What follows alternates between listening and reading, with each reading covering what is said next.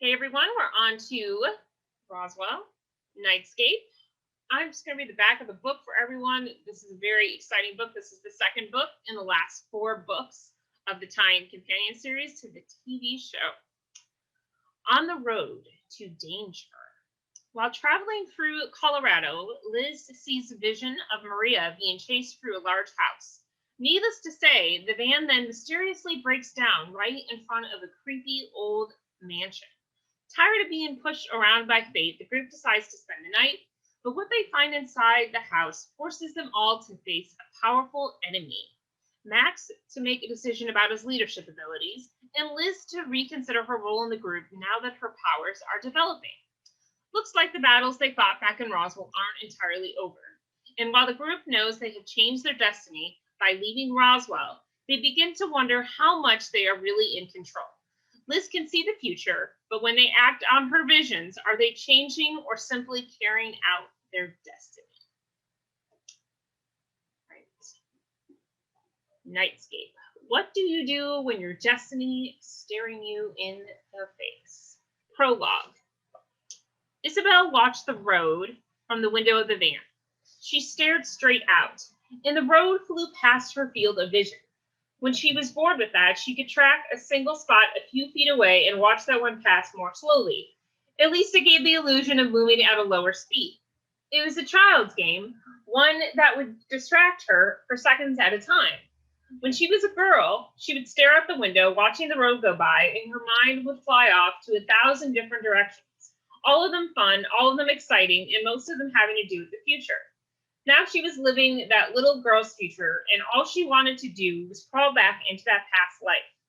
Isabel wasn't a girl anymore. She was a married woman who had just lost her husband.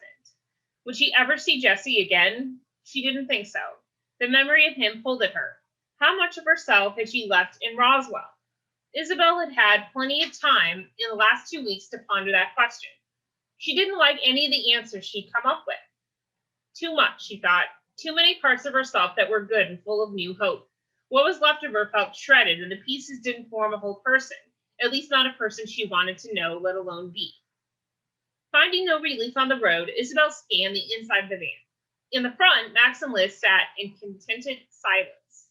Isabel felt a flash of envy at Max's happiness. He had brought his life with him, or at least part that mattered most to him. Liz.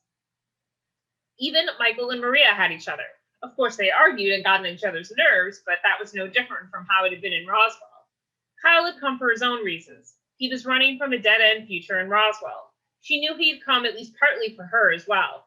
There was a time when that would have fed her ego. Now she just questioned his judgment. Her past, her hopes, Jessie, silly schoolgirl dreams. They were chasing her, and Max couldn't drive fast enough to outrun them. Ghosts. There was only one kind of relief that Isabel had known on this trip, and she felt it tugging gently at the edge of her awareness. She allowed herself to drop deeper, and finally she felt sleep take her. She didn't fight it. In fact, she embraced it fiercely. Or desperately, she thought. Isabel dreamed she was being pulled somewhere. She didn't want to go. She was afraid, but she felt herself going anyway. Then she realized she wasn't being pulled anymore. She was walking. It was her own legs that were taking her. She was no less afraid, but she felt relief that she was at least in control. Looking down at her legs, she saw that she was wearing a dress and those shoes. Isabel realized where she was. She looked up again, and sure enough, she was on the dance floor. It was the gym at school, the prom.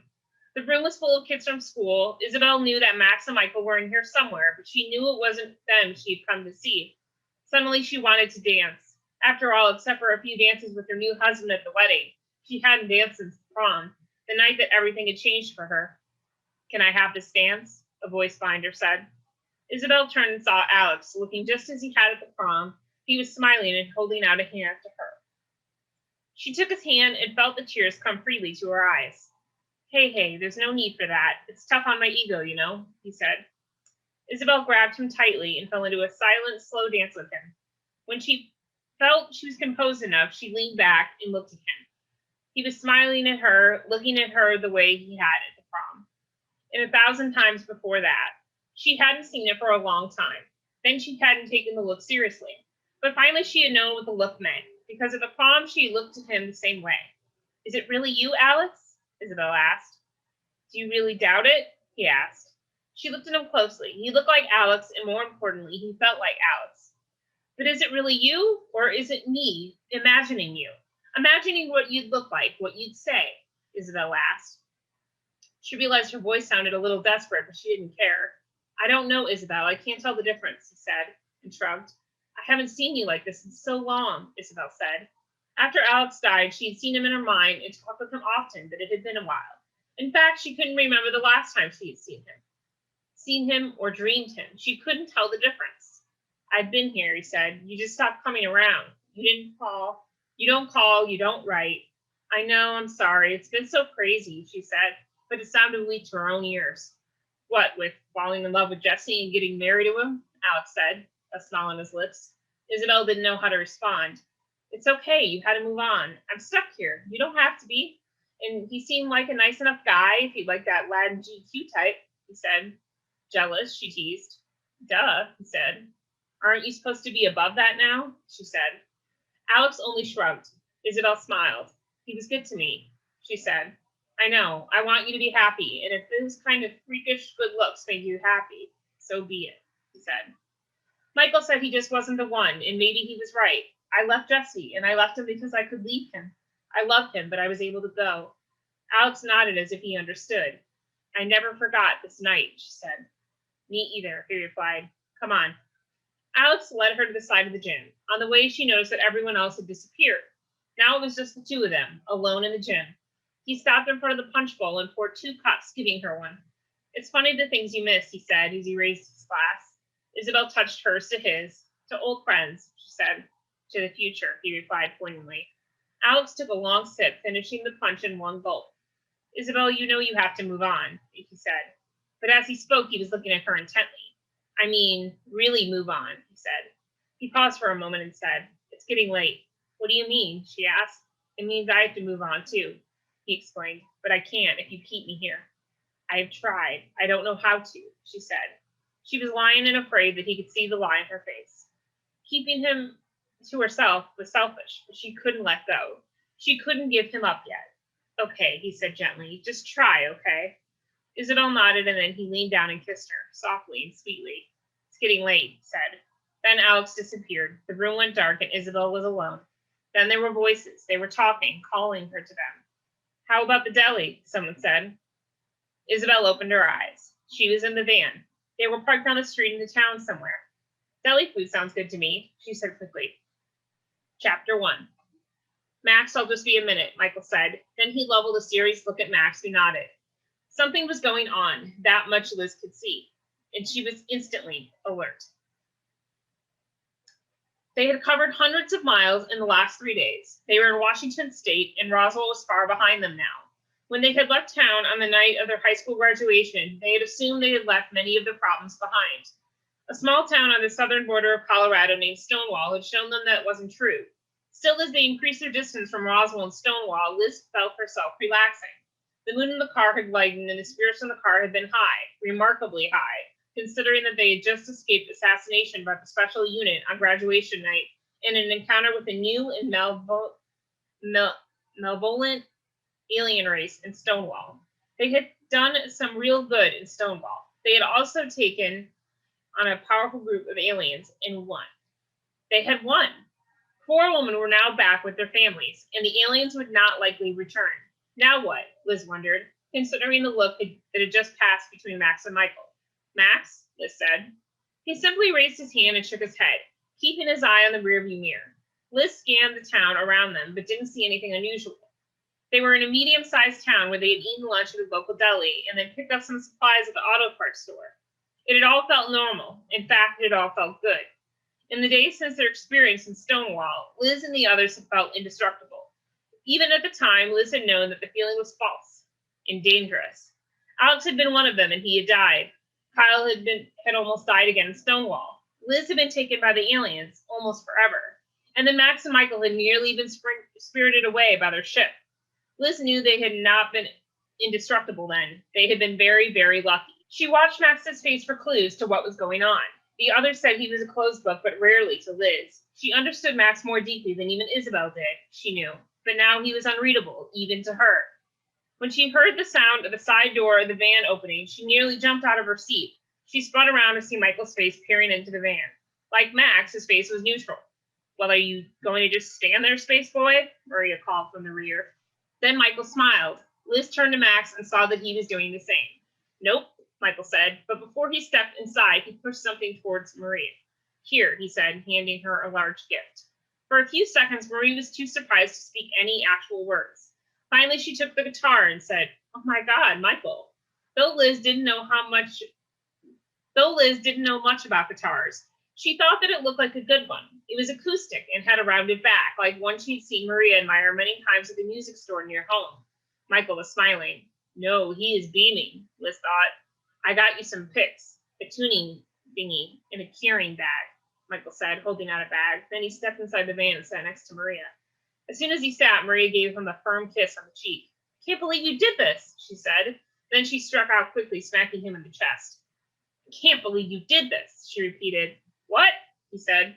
First of all, we're short on room in here, and second, we can't afford this, she said, holding out the guitar.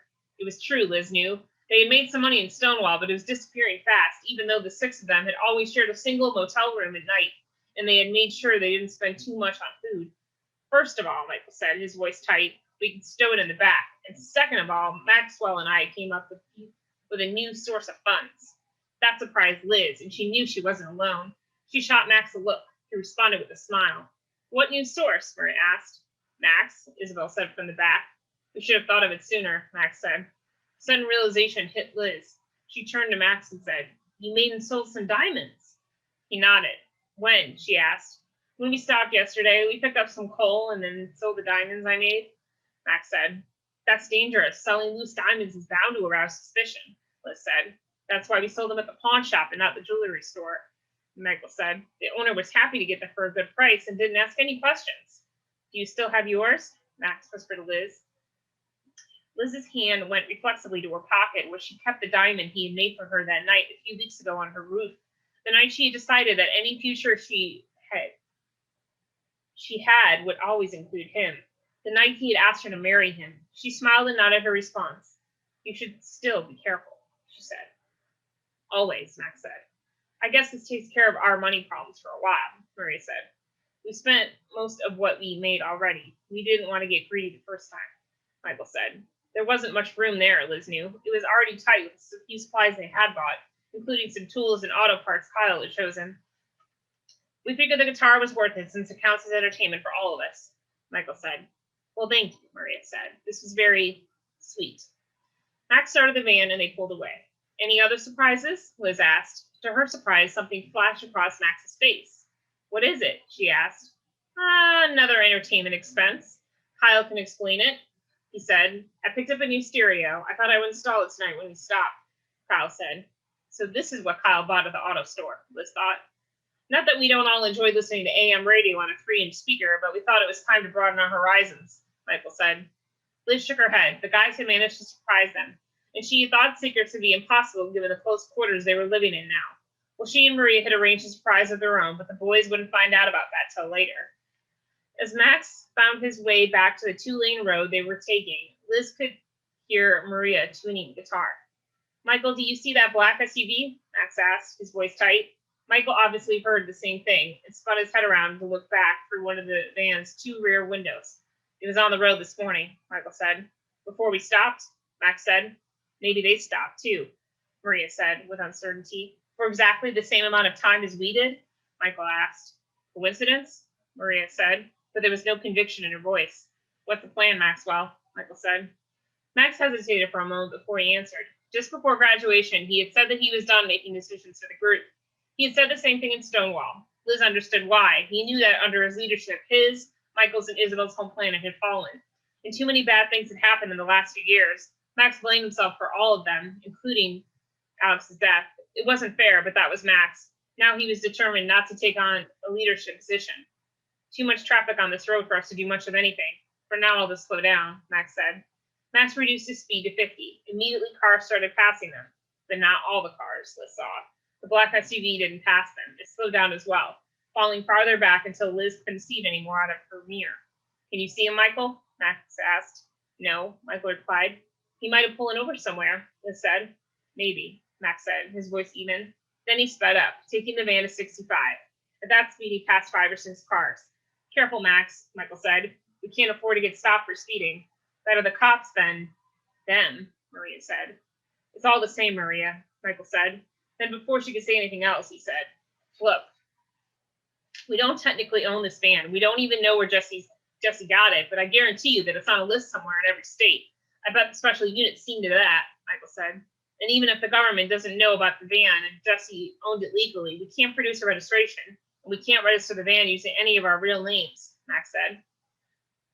So even though we escaped the graduation night assassination and the aliens back in Stonewall, a simple traffic stop will put an end to this little adventure, Maria said.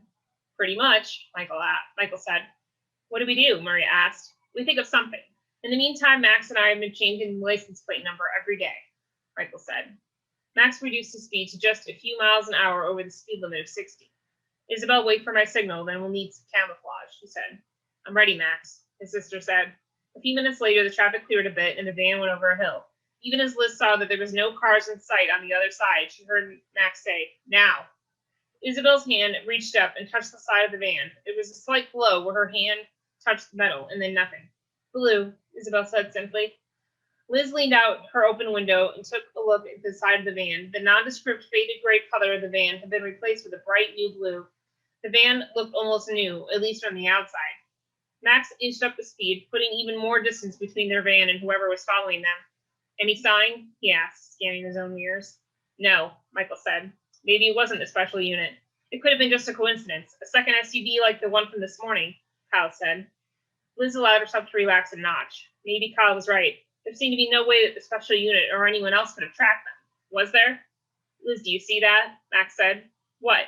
Liz said, leaning forward and scanning the road. She had 20/20 vision, but Max's was better thanks to the genetic engineering that had created him.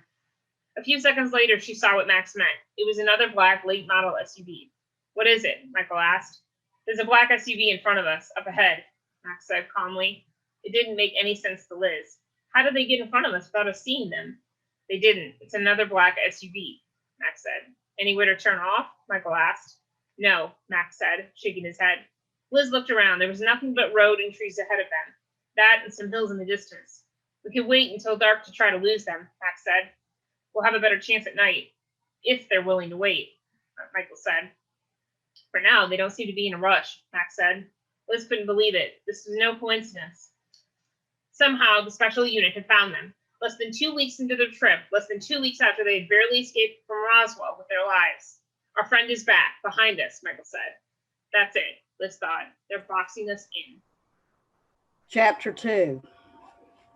Don't worry, Max whispered to Liz. He could tell she was scared. He was too, but he tried not to show it. I won't let anything happen, he said. He kept his voice firm. Max had given up leadership over this group back in Roswell, but he had also made a promise to himself that he would keep Liz safe and do his best to make her happy. He had nearly failed back in Stonewall. He would not fail again. Whatever happened, he would make sure that the special unit never got its hands on her. She looked at him and nodded.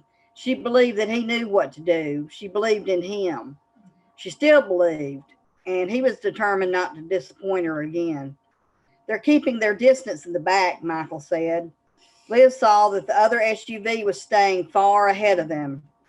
They're waiting to make their move, Max said. Liz felt a hand on her shoulder. She knew it was Maria's. She put her own hand on top of her best friend's, then turned around and smiled. Maria was scared, but holding herself together. Liz, Maria began, but Liz didn't hear what her friend said next because suddenly she wasn't in the car anymore. She was outside. It was dark and raining heavily. In front of her was a huge house. No, not a house, a mansion. It was very old and falling apart on the outside. Then the scene shifted and Liz was watching as Maria screamed, terrified. Then her friend was running down a long hallway. Liz had a bad feeling as she watched Maria approach the top of the staircase. There was a balcony and Maria was headed straight for it. Liz wanted to call out to her friend to warn her to stop, but Liz realized she wasn't there, not really. Still, Liz couldn't help screaming out anyway. Of course, Maria didn't respond. But even if Liz had been there, Liz did think Maria would have heard her over her own frightened screams. In the last split second, Maria tried to stop, but all she was able to do was twist her body to the side. Then she hit the railing, and her momentum carried her forward, and she was flying into space. Then a hand was on her shoulder, shaking her. Hey, Parker, Maria's voice said. Liz realized she was back in the van. No, she had always been there. The other place was just another vision. What did you see, Liz? Max asked, concern in his voice. He didn't even have to ask anymore if she'd had a vision. He knew. Taking a deep breath, Liz said, an old house, a mansion, I think. It was dark and raining. We went inside. Liz turned to Maria. Then I saw the inside. You were screaming and something was chasing you.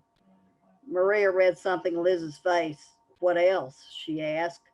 Liz hesitated for just a moment before she said, you were running down a hallway and fell off a balcony. That's all I saw. See, I think this is good. I think your power may finally be coming in handy, Michael said.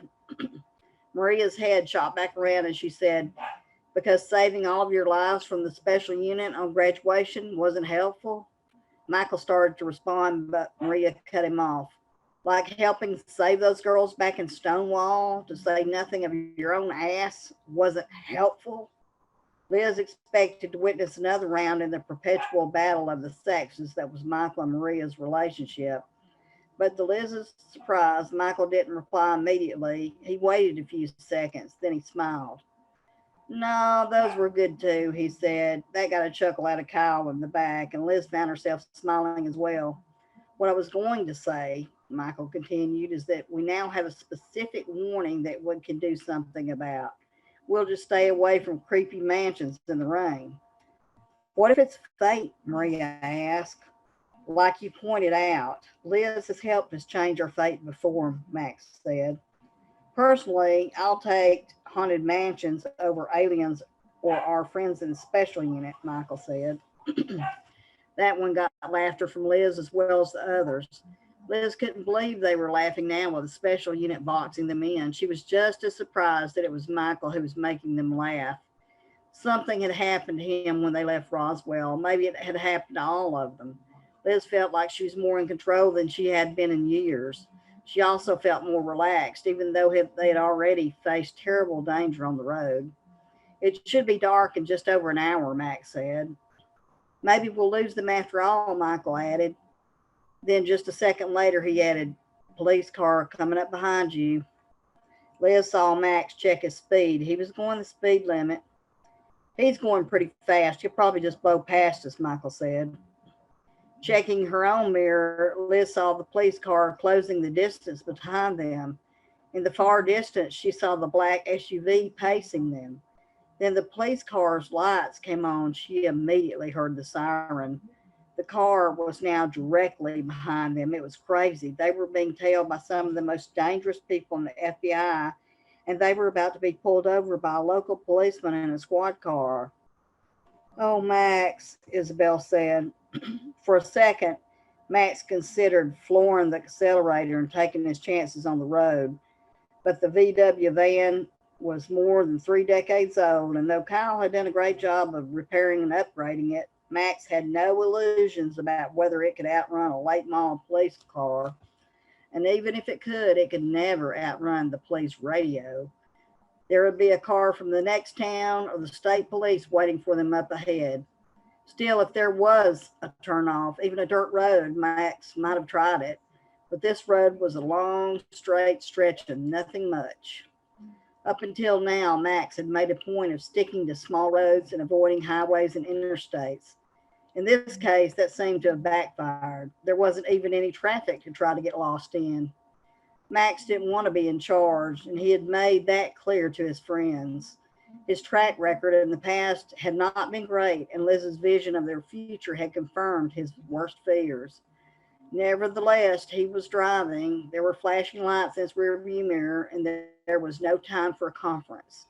Max made the only decision he could and pulled over, feeling the van shake as it hit the gravel on the side of the road. Max was glad no one asked about his plans. It wouldn't make the others feel any better to hear he didn't have any. I got your back, Michael said. His tone suggested the faith he had in Max, his belief that Max could get them through this, despite all evidence to the contrary. Nevertheless, Max felt himself straighten up, buoyed by Michael's belief, no matter how misplaced that belief might be. He rolled down the window as he watched the policeman get out of the car. There was only one of them, Max noted, and he was the sheriff, not a state policeman. Better, Max thought. Less chance of him mobilizing the whole state against us. The sheriff, who was somewhere in his 40s, had a deadly serious expression on his face. When he approached the van, Max nodded and said, "Officer?"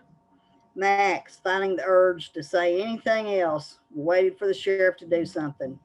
"Do you know why I stopped you?" the sheriff asked. "No, sir," Max said. "I don't think I was speeding." The sheriff shook his head. "No, this is a safety stop. You have a broken tail light." Max felt a rush of relief. "Thank you. I will get that fixed right away," he said.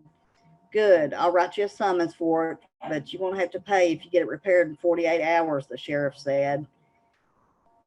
Max knew what was coming next and his stomach tightened. "Could I see your license and registration, please?" the sheriff said.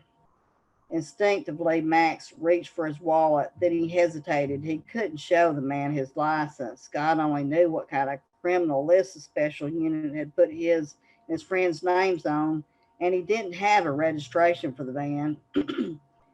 "Is there a problem?" the sheriff asked. "I'm sorry, I don't have my wallet," Max said. The sheriff immediately looked suspicious. He looked hard at Max and then scanned the inside of the van with his eyes. "You kids are a long way from New Mexico," he said. "What brings you to Washington?" Max realized that it wasn't enough to change the plate number. In the future, he and Michael would have to change the license plate from New Mexico to another state. "Son," the sheriff said, "we just graduated high school and we wanted to travel the country for a few weeks." "Kind of inconvenient that you lost your wallet then," the sheriff said. Looking into the sheriff's intelligent eyes, Max felt his chances of getting himself and his friends out of this slipping away. "Step out of the car, please," the sheriff said, putting one hand on his holstered gun. Max could feel the tension in the car. Without looking back, he knew that Michael probably looked ready to explode. Max couldn't let the sheriff run the plates. He and Michael had picked random numbers and letters. As soon as the sheriff ran them, he would see that they didn't match the van.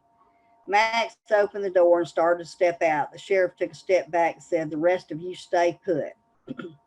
Max's brain went into overdrive, trying to come up with a way to make this turn out right for everyone without attracting any attention. He came up with a handful of options, none of them good. As the sheriff looked him over, Max realized why he had made the mistake of thinking for a moment that this would turn out okay. The man was a sheriff and wore a uniform like the one Kyle's dad had worn. Sheriff Valenti was the first adult that Max and the others had trusted with their secret. If not for Valenti, Max might still be in the white room. "Turn around and put your hands on the van," the sheriff said. Max immediately complied. Then the sheriff made a clicking sound and said, "Well, look at that. I found your wallet." Max felt his heart sink yet again as he felt the man pull the wallet out of his back pocket. They were in trouble now, deep trouble. If Max allowed this to play out naturally, he had no doubt that he and the others would shortly find themselves in the care of the special unit. But he didn't know how to stop it without hurting this man who was really only doing his job. He didn't have much time. The special unit was close by. He had to get out of here and fast. Watching the sheriff carefully, Max noted that the tag on his uniform shirt said Sheriff Taylor. "Max," Michael called out from inside the van. "It's okay," Max said, nodding his head. It was far from okay, but Max didn't want Michael charging the sheriff. "You quiet down in there," the sheriff said to Max's friends. Then he leaned closer to Max and said, "You all wait right here while I make a call." Realizing he had just a few seconds to act, Max seized on something. It was more of an act of desperation than a plan. It didn't feel right exactly, but it felt like the only thing he could do. We need your help, Max said to the sheriff before the man could walk away. What? Sheriff Taylor said, suspicious in his voice. We're in trouble. Someone's been following us for about 10 miles now, Max said. Right on cue, a black SUV came from the direction Max had been driving. Max was sure it was a special unit SUV that had been in front of them. Really? The sheriff said. Max could hear the smile in his voice. I'm serious. That SUV's been following us, Max said, nodding in the direction of the car. They are watching us now. Then Max turned around and took a look at the sheriff, who was watching the SUV pull over with the same sharp-eyed intelligence he'd eyed Max. He's smart and a decent person, Max thought. It wasn't an intellectual analysis, and Max thought it might be because he reminded Max of Sheriff Valenti.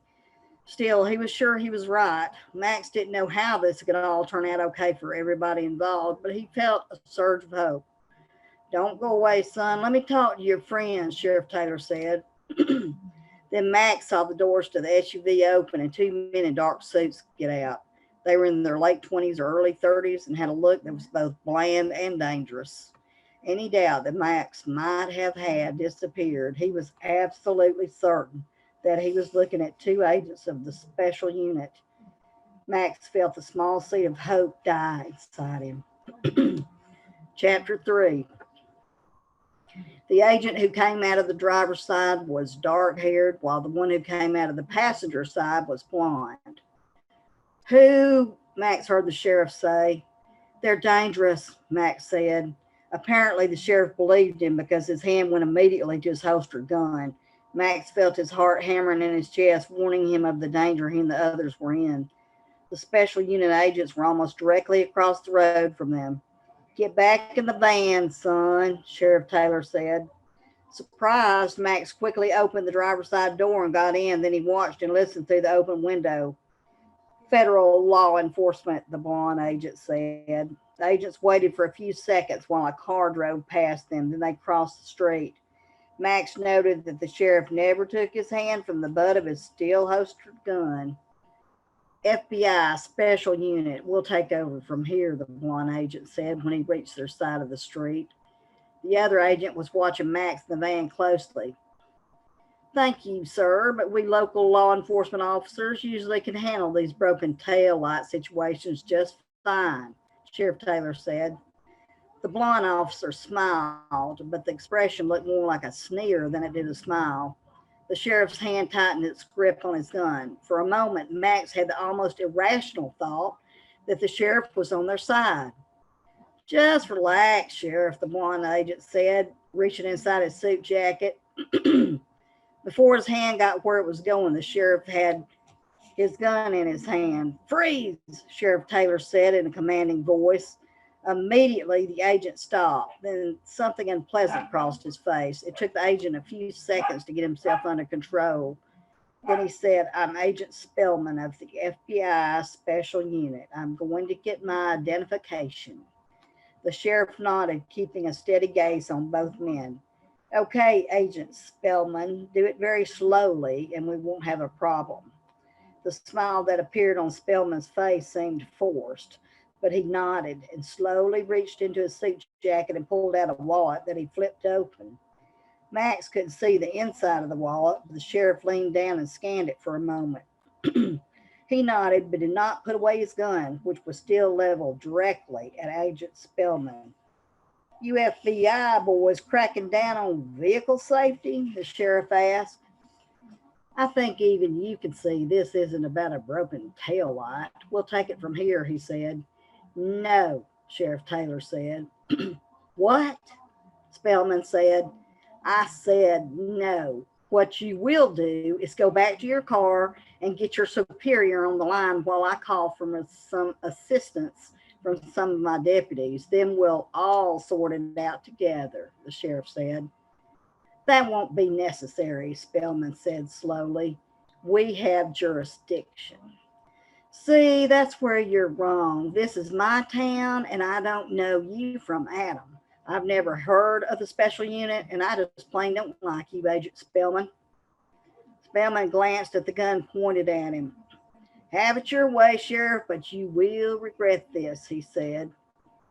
I'm sure I will. Now you and your friend run along, Sheriff Taylor said. Spellman sneered at the sheriff, nodded to the other agent, and turned around. The sheriff watched them go for a moment, then turned toward his squad car. Suddenly, Agent Spellman jumped aside. As he did so, Max could see that he had been partially blocking the dark haired agent who was holding something in his hand. Max's mind registered the device as a gun. Then he heard a pop and saw Sheriff Taylor fall to the ground. They shot him, Max's mind supplied, but he couldn't believe it. Max heard a sound behind him, and then he was moving without consciously willing his body to do it. He jumped out of the van, and before his feet hit the ground, he had his hand out and projected a green defensive field. Behind him, he heard Michael. Then he heard another pop and saw something hit his screen. It flashed brightly, and Max realized that it wasn't a bullet. He saw the two agents standing a few yards away, both of them now holding guns. Then he immediately lowered the field, knowing that Michael would take care of the rest. Michael did not disappoint him. His own hand raised. Michael released a blast that knocked the agents backward. For a moment, Max hoped that Michael hadn't killed the men as he had Agent Pierce. Not for the agent's sakes, but for Michael's. Max knew his friend was still paying a heavy price for what he had done to Agent Pierce in order to save Max and the others. Max felt a flood of relief when he saw the two agents move. They were lying on their backs, clearly dazed, but they were both shaking their heads and feeling around with their hands. That told Max that Michael had gained a lot of control over his energy. Suddenly, there was a blur of movement, and then Agent Spellman was spinning around while he was still lying on the ground. In the same movement, he raised his gun, which Max could see was oddly shaped. Again, Max reacted immediately. This time, he didn't put up the force field. Instead, he threw out pure energy and directed it at the gun in Agent Spellman's hand. There was a flash when the energy made contact with the weapon. Then small pieces of metal went flying, and Max had to duck when one flew past his head. He did the same with the other agent's gun, which was lying on the road a few yards away. This time, he made sure.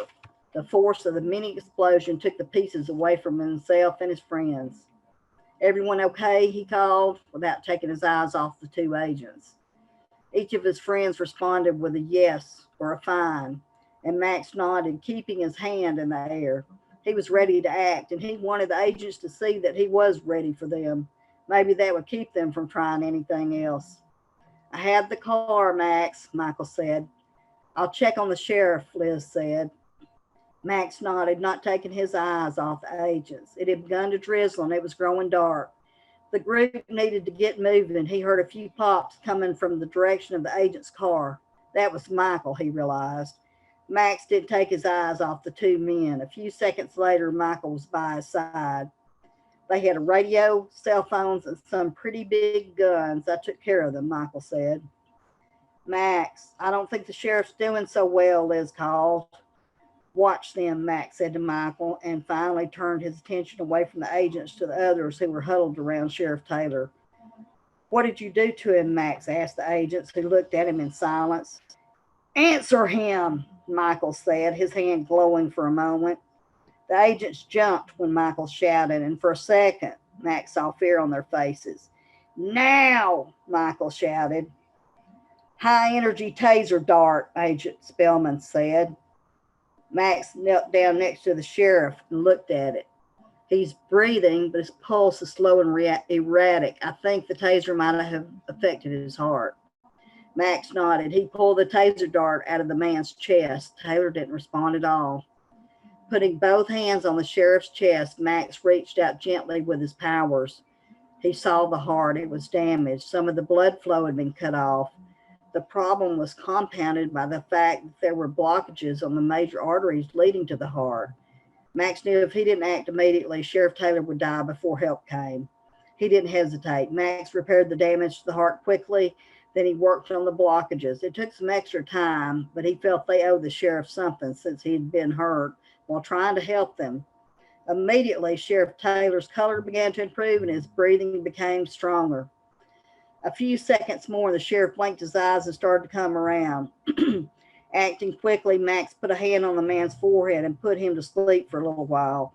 They had enough problems without dealing with the sheriff's questions right now. Agent Spellman said, "What did you do to him, Max?" Max was surprised to hear the man use his name. Spellman continued, "We know who you are, Max Evans, you and your friends." Spellman looked at each of the others in turn and said, "Michael, Isabel, Kyle, Liz, and Maria, we know all of you. These men were with a special unit. They wanted to take him and the others into the White Room to ask their questions and do their tests. Max had hoped that the special unit had been destroyed when tests blew up the Air Force Base. Either some members of the unit had survived or had been reformed quickly.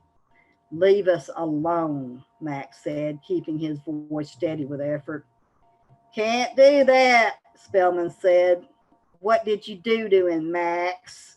he repeated. Max felt anger rise up in him. "I saved his life. You nearly killed him." "That doesn't win you any points with us, Max," Spellman said, a sneer on his face. It was then Max noticed that Spellman was bleeding from one cheek. There was a gash running under one eye. Max guessed it was from when he had blown up the agent's gun in his hand. "I just want you to leave us alone," Max said. "That will never happen," Spellman said. Then there was a sudden burst of energy as Michael hurled a blast at the street next to the agents. The men ducked in surprise but quickly recovered. "You can kill us, Evans, but we'll be replaced tomorrow, and then the unit will find you. Sooner or later, you can't hide forever." "Let me have them," Michael said. "Let me suck out their brains." Max saw something in his friend's eyes and decided to play along. "It will just draw more attention to us," he said. Michael showed the disappointment on his face. "But we haven't eaten properly in so long." Max found that he couldn't help smiling. Michael smiled back, and Max was grateful for the thousandth time that when his mother had sent him to Earth, she had sent Michael with him. "This may be a joke to you, Evans, but there are forces within the United States government that take your alien agenda very seriously," Spellman said. "We don't have an agenda. We just want you to leave us alone," Max said. "If you have nothing to hide, then you can come back with us and we'll clear this up right away. We'll finish your interview, Max, then we'll start on your friends. I think we'll save your girlfriend for last," Spellman said. Something in Max snapped and he was moving toward the agent. For a moment, he didn't know what he was going to do. There was no room for planning when images of the White Room filled his head. He found there was something that frightened him more than going back to the White Room himself. It was Liz going there. He felt a hand on his shoulder and jerked for a moment until he saw that it was Michael next to him. "We've got to get out of here, Max," Michael said. "What will your friends in the other SUV do now?" Max asked. Spellman answered, "They pulled back when they saw us engage you. When we don't answer the phone, they will assume we were lost. They will call for more agents, a lot more agents. So go ahead and kill us, Max. Kill us and run. You won't get far." "Take your jackets off slowly," Max said.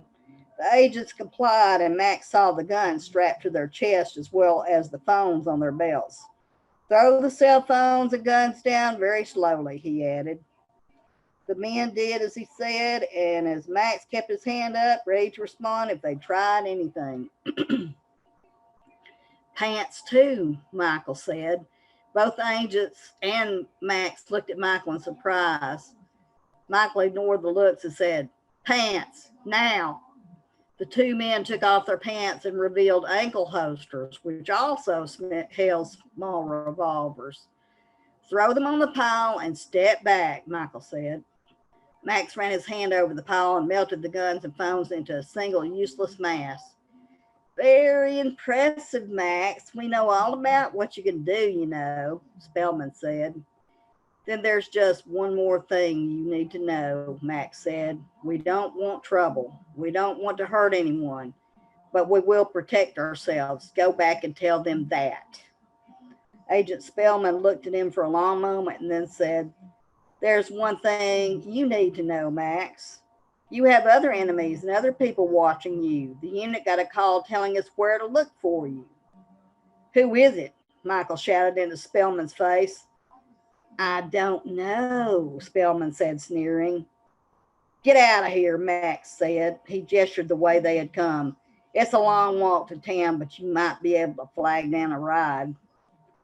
You're just going to let us walk away? Spellman said. Tell them what I told you, Max said. It won't make any difference, Spellman said. Just tell them, Max said. Spellman and his companion reached down for their clothes. No, Michael said. Leave the pants and the jacket. What? Spellman said. I said leave them, Michael said. Then he kicked the clothing into a pile and destroyed it with a burst of energy. Max was glad there was no traffic on the road. Things would have been much harder for them if there had been witnesses to call to their clearly suspicious activity. Why? Spellman said. Because I don't like your attitude.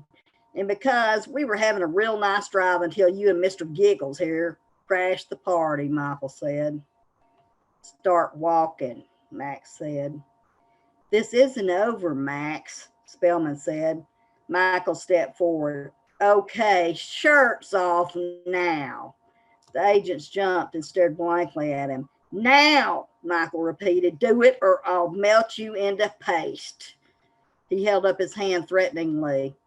I would do what he says. He can be unpredictable when he's angry, Max said. Reluctantly, the men took off their ties and white shirts. Now they were left with only their shorts and undershirts. Max found himself smiling and saw that Michael was as well. I'm glad you think this is funny, but when shut up, Michael said. You just don't get it. Now take off the t-shirts. The agents complied, and Michael said, another word, and you know what will happen. With that, the two men, wearing only their underwear, turned and headed back the way they had come. Chapter 4. Liz watched as Max and Michael quickly put the sheriff in the squad car. They sat him up in the seat, reclining it as much as possible. Are we just going to leave him? Maria asked. We don't have a choice, Michael said. It's pretty warm. He'll be okay until he wakes up. That will be in maybe an hour. That means we'll be lucky to have that much head start, Max said. We could smash the radio, do something to the car to give us more time, Liz suggested. No, Max said, shaking his head. What's the point?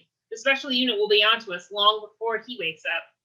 Liz marveled at Max. He had just saved that man's life, despite the fact that as soon as he woke up, he would probably start a massive police search for them.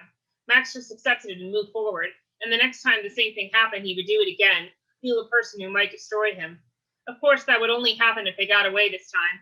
They would have both the special unit and the local police scouring the area for them for some time now. Once the sheriff was set, Michael had changed their license plate number. The group got into the van, and not a moment too soon. Almost as soon as Liz closed her door, the rain started to really come down. Watching the rain, Liz suddenly remembered a premonition. It was raining there, too. Liz felt a chill run down her spine at the memory. It didn't look good for them, she realized. The rain meant it would be harder to put much distance between themselves and this place now. The only consolation was that the people after them would have the same handicap. The difference was that they could afford to make a mistake. More than ever, Liz was sure that her life and the lives of her friends depended on avoiding their enemies. Like Tom Joad, doing good deeds and avoiding the law, Liz thought. She had said that when they decided to leave Roswell. It had started when she and Max had used their powers to save that woman who was about to be killed by the mugger in the alley by the crashed-down cafe. Liz had believed it was possible for them to do that, to be like Tom Joad. She had known the life would be dangerous, but living in Roswell had been dangerous. The thought of making a difference had sustained her when she had decided to leave everything she had ever known, her family, her home, and a certain future of college and a good career. And in less than 2 weeks since they had left, they had made a difference to some. They had helped the people in Stonewall, and Max had just helped the sheriff. But they had been on the road for less than 2 weeks. Would that be all the time they would get before the special unit got them? And even if they avoided the law forever, Liz's visions had told her they would all die in a final battle with an alien menace that would take them one by one, and then take Max last. Once Max had come from the future to warn her of what would come, He had told her to stay away from him so that Tess would stay and help in that fight. A lot had happened since then, and now Tess was dead, and Liz knew that fight would still come. In spite of all the moments of hope and happiness she had found with Max and her friends since this trip had begun, Liz felt hopelessness wash over her. She looked at Max and saw none of that feeling on his face. It was raining hard and was getting difficult to see in the fading light, but he had nothing but determination on his face. That sight lifted her spirits slightly. Maybe there was a way, and if there was, Max would find it. Maxwell, we have to get off this road, Michael said. I know, Max said, scanning the road ahead of them. Liz could see the problem, though. They were in a remote forest road. There had not been an exit or turnoff for miles. It might be many more miles before they saw another one. As it was, it would be painfully easy to track them. The special unit agents would know their direction and would have maps of the area. They would also be able to call helicopters. It would not take long to find a single van on a nearly empty road at night. Then something caught her eyes as it passed. There, she said, pointing. Max, stop. Without hesitating, Max pulled over. What? Michael said. Just back up, Liz said, and Max did so. Stop, Liz said when they reached the road she had seen. Actually, road was a strong word for it. It was more like a path covered by years of leaves and brush. Liz had to struggle to see in the fading light, but she could see that though it was narrow, it was paved. What is it? Kyle asked. Some kind of road, maybe an old logging road, Max said. It looks like it hasn't been used in years. It could be blocked, washed out. Who knows? Michael said. If we stay on the main road, they'll have us in a couple of hours at most, Liz said. What's the word, Maxwell? Michael asked. I say we try it, Max answered. That's it then? Michael said. No, Max said.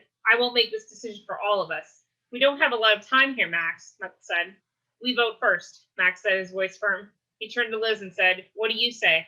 We have to get off the highway, she said. I'm with you, Michael said. Then he turned to the back and said, What about the rest of you? Isabel, Kyle, and Maria all agreed. It's unanimous, Max. Can we go now? Michael said, his voice impatient. Liz understood Michael. Everyone was still getting used to the idea that Max refused to take charge of the group anymore. She understood. He still blamed himself for everything. Michael started to open the side door and said, Hang on, let me blast the chain. No, Max said. I'll do it. He turned to Liz and said, Drive through. I'll meet you on the other side. Max jumped out and Liz slid over. She watched him touch the chain on one end.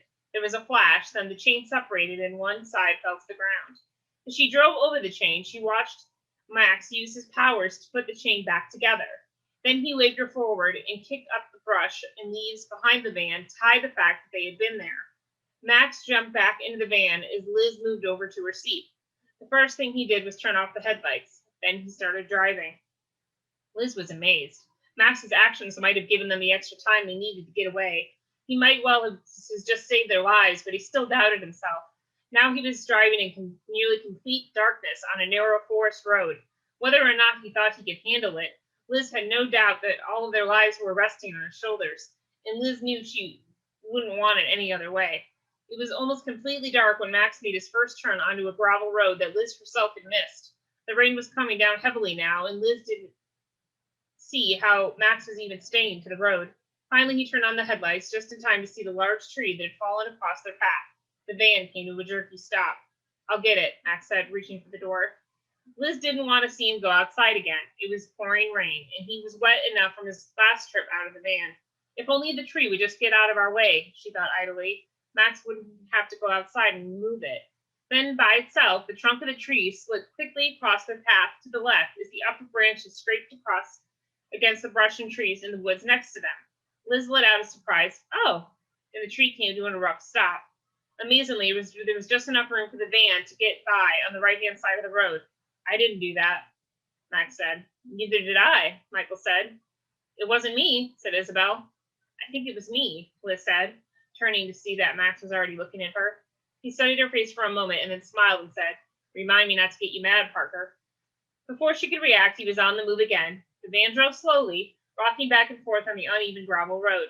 Max made 2 more turns, apparently at random, and then they came to a branch that was lying in front of them. Liz? Max said. She concentrated and tried to move the branch with her powers, but it just sat there. She shook her head and shrugged. Max opened his window and leaned out for a moment. He waved his hand and the branch slid out of their way. He continued driving, and Liz realized they were traveling gradually uphill. There was also a glow up ahead in the distance. That must be a town or something, Liz said. The special unit could be waiting there, Michael said. but we have a better chance of getting lost in a bunch of people than we do out here in the open, Kyle said. Another vote had Max, Liz, Kyle, and Isabel for heading to the town, or whatever it was, with only Michael and Maria for staying away. They headed towards the glow. After that vote, no one spoke for a long time. Liz stopped checking her watch, but she guessed that at least 2 hours had passed. The whole time, Max kept a hyper-alert stare on the road. He stopped for obstructions, using his powers to move them aside when necessary. He also made a number of turns when the road they were on ended. They began to see large parcels of land that were only low brush and tree stumps. Well, we're on a logging road, it makes sense, Liz thought. She tried to occupy herself by experimenting with her own powers to see if she could move anything with her mind, but they wouldn't work. It might be because she could not concentrate, but until the tree on the road, she had not been able to summon her powers to move things since Stonewall. There she had been able to hold the ship with her powers until Max and Michael could escape. After that, those powers seemed to have deserted her, at least until she had moved the tree. The only ability that appeared with any frequency was her limited future sight, and more often than not, the visions it gave her were frightening. Behind all of her musings were a single thought that she could not shake. Someone had tracked them. Someone had known who and where they were. It should not have been possible, but there it was, and that was the most frightening part of all of this. Their future depended on being able to disappear into the country to become anonymous. They knew that the special unit would be looking for them, but she had been confident they would never find Liz and her friends. But they had found them in less than 2 weeks into the trip. If that was possible, then how would they keep themselves alive? How would she and Max ever get married? What kind of life would they have, and how long would it last? And who would call the special unit? Unable to shake those questions, Liz watched rain fall and the forest go by in the dim, almost non-existent light of the evening. The monotony made it hard to avoid those questions and to think of anything else. She was relieved when a bright flash of light and loud clap of thunder sounded. For a second, her heart pounded faster and she forgot her worries. Then it was back to the dull monotony of the drive inside the rocking the van on the old gravel road. Another boom. Michael counted off in his head 1,000, then the flash. That one was closer, less than a mile, he thought. The lightning was moving closer to them, or they to it. Either way, it pretty much summed up the day for them. It also summed up the trip so far, for that matter. To his surprise, Michael didn't feel stressed or anxious. He only felt ready. Those two feelings had pretty much defined life in Roswell for him, for as long as he could remember. The funny thing was, now that he was on the run for his life, he had never felt more at ease, and he had never had a clearer idea of what he wanted. He reached out his hand and took Maria's in his. She flinched and pulled it away, turning her head from the window. "What?" she said sharply. Immediately, the hair on the back of her neck went up. He wanted to bark at her. The desire to do so was reflex by now, second nature for both of them. A month ago, he would have done it without thinking, but a month ago now seemed as far away as the day he had found his way out of this pod and into the desert. Ignoring his instinct, he simply reached out and took her hand again. This time she didn't pull it away, but she looked at him suspiciously. He slid closer and gave her a comforting smile. "It's going to be okay," he said. "Really?" she said. "Max will lose them. If not, I'll make sure that nothing happens to any of us," he said with confidence. "Don't worry about them, or Liz's dream. I'll keep an eye on you." "I'm not worried," she said sharply. For a moment, Michael had no response for that. Then he said, "We just narrowly escaped the special unit who tried to assassinate us on graduation day. Barely escaped the new aliens in Stonewall. Now we're maybe an hour ahead of the special unit who would love to put us in a cell and experiment on us. And you say you're not worried." "I can take care of myself," Maria said. Her voice was even, but Michael knew it was only from effort. She was scared. He could see it in her eyes, but he couldn't tell exactly what she was most scared of. Was she hiding it just from him or from herself, too? "Well, whether you want me to or not, I'm going to take care of you. For whatever time we have left, I want to be with you," Michael said.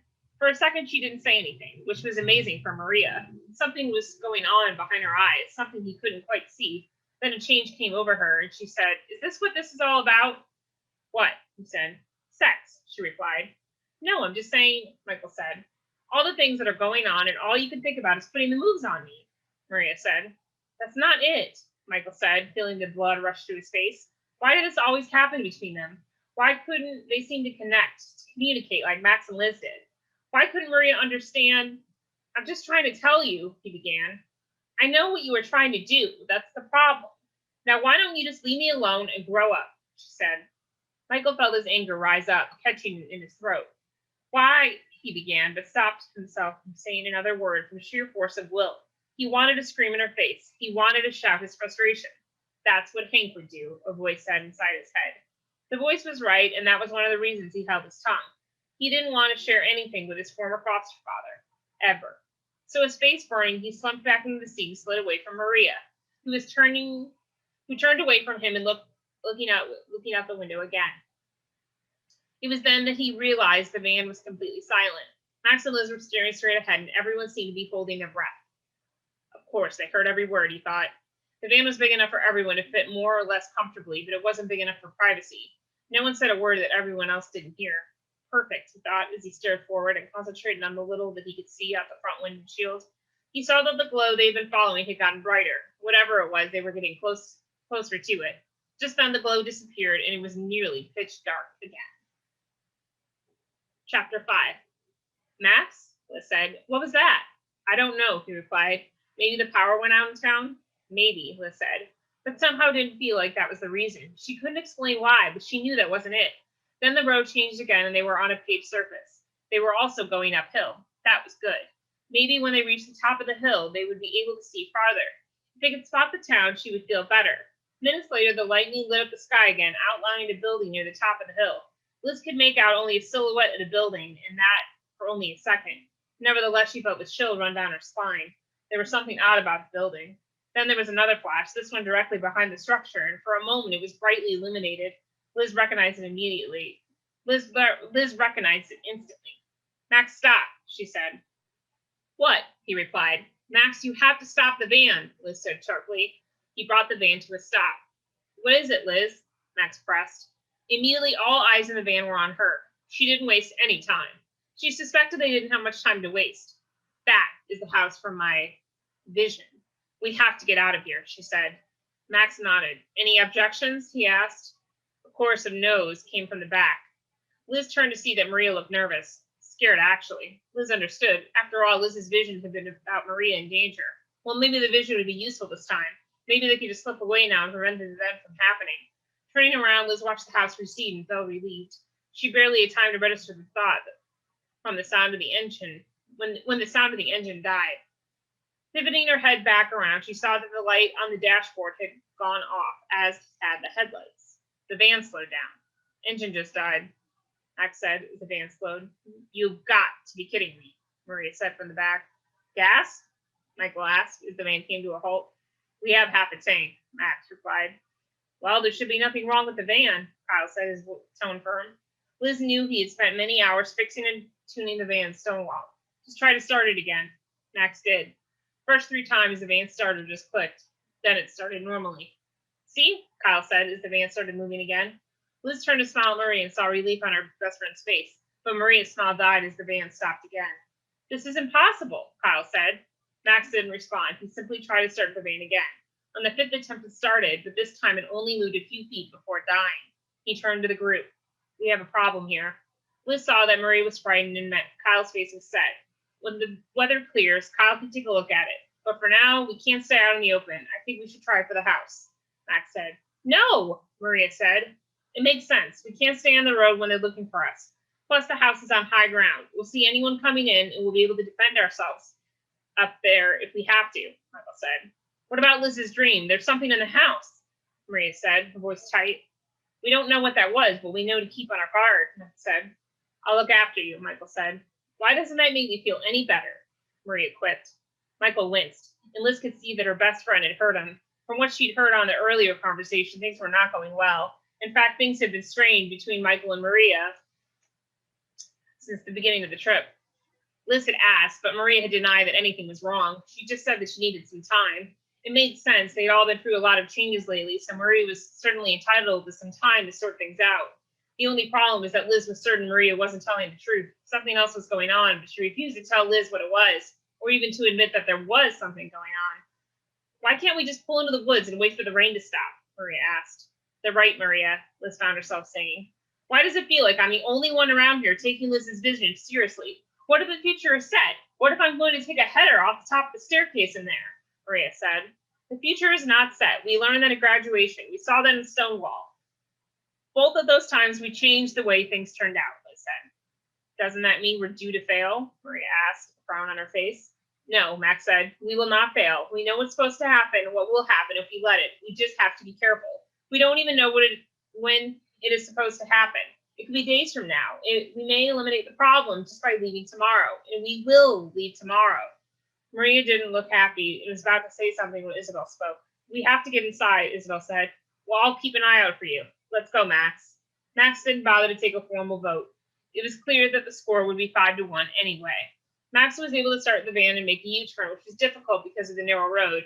He obviously didn't want to drive off the pavement and get stuck in the mud. Miraculously, the van didn't conk out again. In fact, it didn't conk out once during the maneuver. It also ran fine all the way up the hill. It's like the house wants us to come, Michael said, his voice ominous. Shut up, Michael, Maria said, squinting at him. Liz nearly smiled at the exchange, but something stopped her. It was creepy that the van conked out every few feet when they were trying to leave the house, and not at all when they were driving towards it. As they came closer, Liz could make out more and more detail on the house. It was huge, a mansion made of stone with a number of spires on the roof, and what looked like towers on each side. The result looked vaguely like a castle, only more modern. Liz decided it would be creepy, even if she hadn't seen the site in her vision. It's definitely deserted, she said to no one in particular. There are no lights, Max said. Could be a blackout, Liz said. Another bolt of light being temporarily lighting up the sky for a moment as she spoke. I don't think so, he said. The whole place is pretty badly overgrown. I don't think anyone's been here in a number of years. The van approached a short brick wall that seemed to surround the house, and Liz could see that Max was right. In fact, the half of the gate that should have run across the driveway was lying on the ground to their right. The other side was hanging on by one hinge. Max maneuvered the van through the small opening and pulled up to the house, then asked, Michael, could you give me a hand? Then he and Michael jumped out of the van and into the rain. First, they used their powers to reset the half of the gate that was still hanging on. Then he and Michael maneuvered the other half in place, and Max repeated the task. When they jumped back in the van, they were soaking wet. Max fused it shut. The special unit would have to break it down to get through, and it looks like that's the only way in, Michael said. In other words, you locked us in, Maria said. Michael shook his head and said, we'll use our powers when we need to go. Maria slumped back in her seat. Max put the van into drive and headed down the driveway, which was actually wider than the road they'd been traveling on, that snaked around the main house. As soon as Max cleared the house, Liz could see a number of smaller buildings in the back. The largest structure was a garage that must have been built to hold a dozen cars. There was also a small house and 2 other cottages that must have been for servants or guests. All of the buildings were built from the same gray stone as the main house.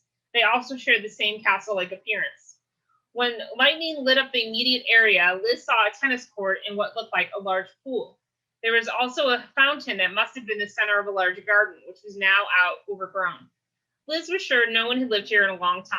That should have made her feel better because it meant it would not likely be disturbed, but the decay made the place only creepier. That, plus the memory of her vision, made Liz want to be just about anywhere else. Sensing some of what she was feeling, Max took her hand and gave it a reassuring squeeze. Wow, Kyle said. Someone lived pretty large. It was true. Liz had been too caught up in the creepiness of the place to consider the unbelievable wealth it must have represented in its day. Yeah, but why build this out here in the middle of nowhere? Isabel asked. Must have been built by someone who owned a logging company, Max said. I guess there's a lot of money in trees, Kyle said.